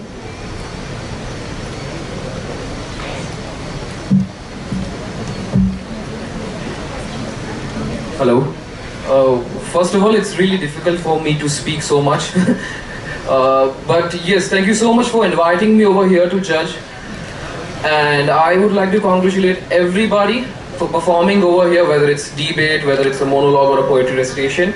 I have some few observations, and if you would like, if you have some time so that I can, I can give some examples, or I can say what I observed. Do I have some time? Okay, so first thing because I'm into acting and theater, so I observed lots of monologue things. And the major thing which I observed in monologue is that lots of students were moving and walking a lot. If you remember like this. But right now I'm standing in front of you and I'm speaking. And I'm just standing. That is me. So your character is you as well. Unless you feel any motivation to move, then only move. Otherwise, it's fine. You can deliver the whole play by standing at the one place. You just need the motivation to move, right? Another thing which I noticed is most of students were more focusing on delivering lines, and they were just about to finish the performance. So I would just like to say, stay on the stage, have some time, take some pauses, think, because character thinks. Your character thinks and then they say. It's like, to be or not to be? That is the question. Whether it is nobler in the mind to suffer the slings and arrows of the outrageous fortunes, or to die against the sea of troubles, and by opposing end them. So this is what I'm asking to myself, and then I'm delivering it. Rather than to be or not to be. So that is presenting an emotion. So I would recommend to first feel the emotion and then express it rather than presenting it. But anyway, you had no idea about all these things, and whatever you guys have performed, it was really wonderful, because when I was at your age, I couldn't even do this thing. So thanks a lot, everybody. Thank you so much. Thank you, sir, for your invaluable advice. As we approach the culmination of the day's festivities, it is with great anticipation and excitement that we prepare to unveil the results of our various competitions. But before we do, allow us a moment to express our heartfelt gratitude to each and every one of you for your unwavering support and enthusiastic participation in this celebration of literary excellence. The time has come to recognize and honor those whose contributions have stood out and left a lasting impression on all of us. And so, it is with great pleasure that I invite our Assistant Coordinator, Hetal ma'am, accompanying Director Principal ma'am and our esteemed judges to join us on stage for the moment we've all been waiting for, the declaration of the results.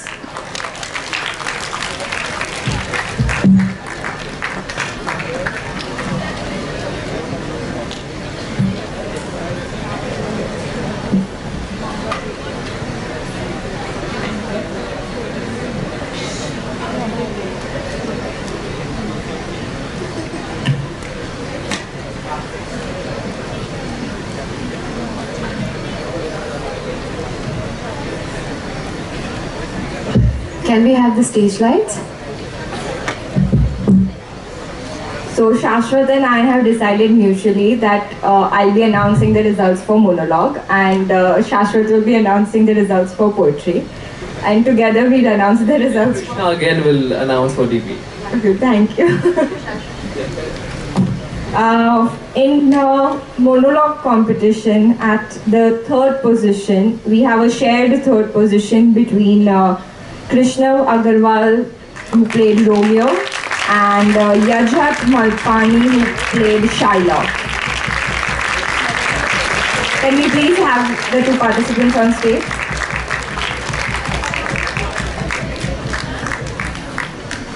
At the second position, we have Twisha Gupta, who performed Desdemona from Othello.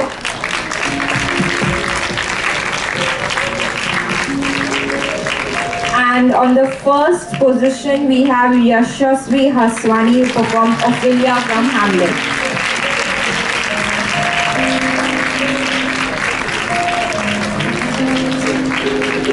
Congratulations, everyone. Hello.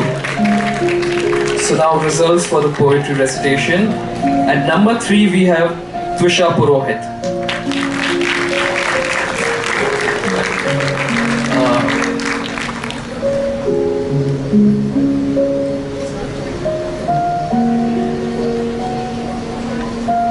And number 2 goes to Pragya Upadhyay.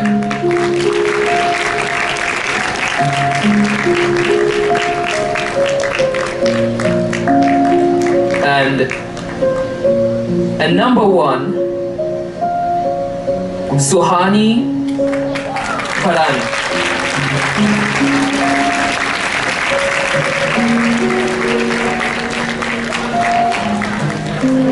Yeah. Is she here? Okay, now let's announce for the debate. Best opinion for Jia Dhankani.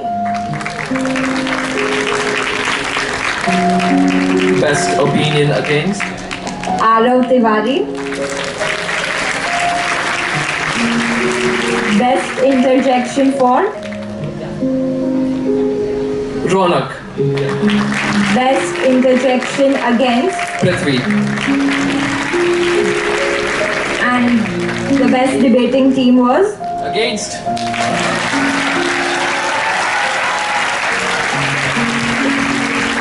Congratulations, everyone. Congratulations.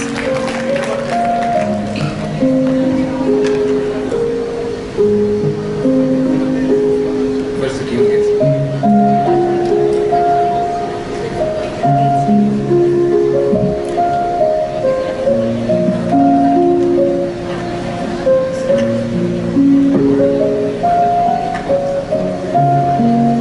Congratulations to all the children here, the winners, and of course to all my participants. You did a wonderful job. I'm so happy with the way you presented it, and the things which our judges have said will surely take care, because you are something, you have given this platform to yourself. The school has just given you an opportunity and use this opportunity 100%. And a very much, I would be grateful to the parents who have made it a journey in their children's literary things, that you have come here, you are sitting here and looking into, and especially to the parent who culminated the debate round and said the things that social media or whatever it is should be used extensively. I would request We would request the winner student parents first photograph, and then all the parents and all the participants should be here for the photograph.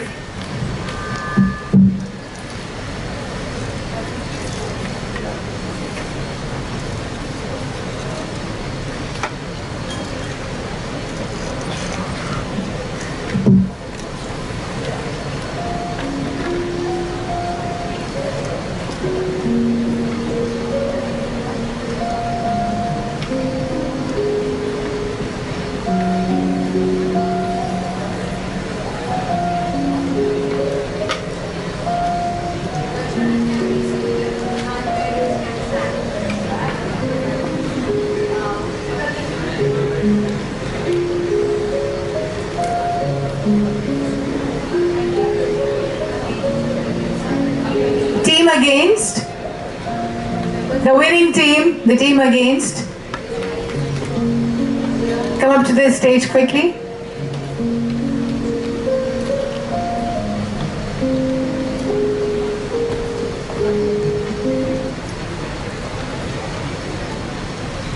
I request Amar sir, Ajay sir, Dharti ma'am, Ramya ma'am also to be on stage, and Arya Sucheta ma'am.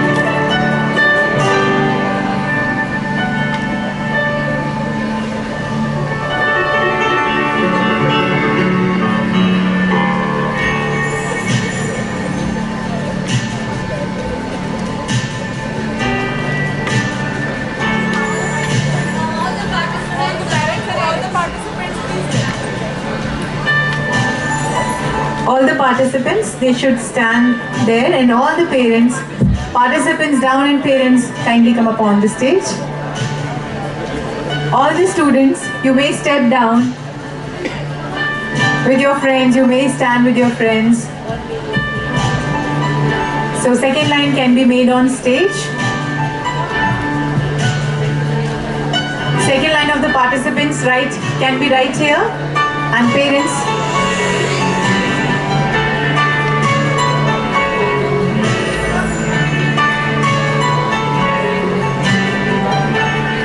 I would request Meghna ma'am and Binny ma'am also to be here on stage.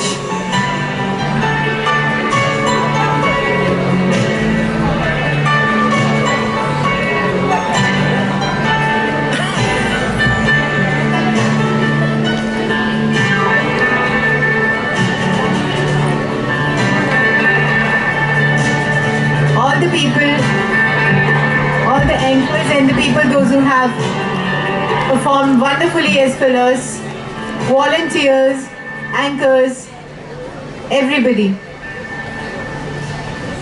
And how can we forget our dear judges? Please be there.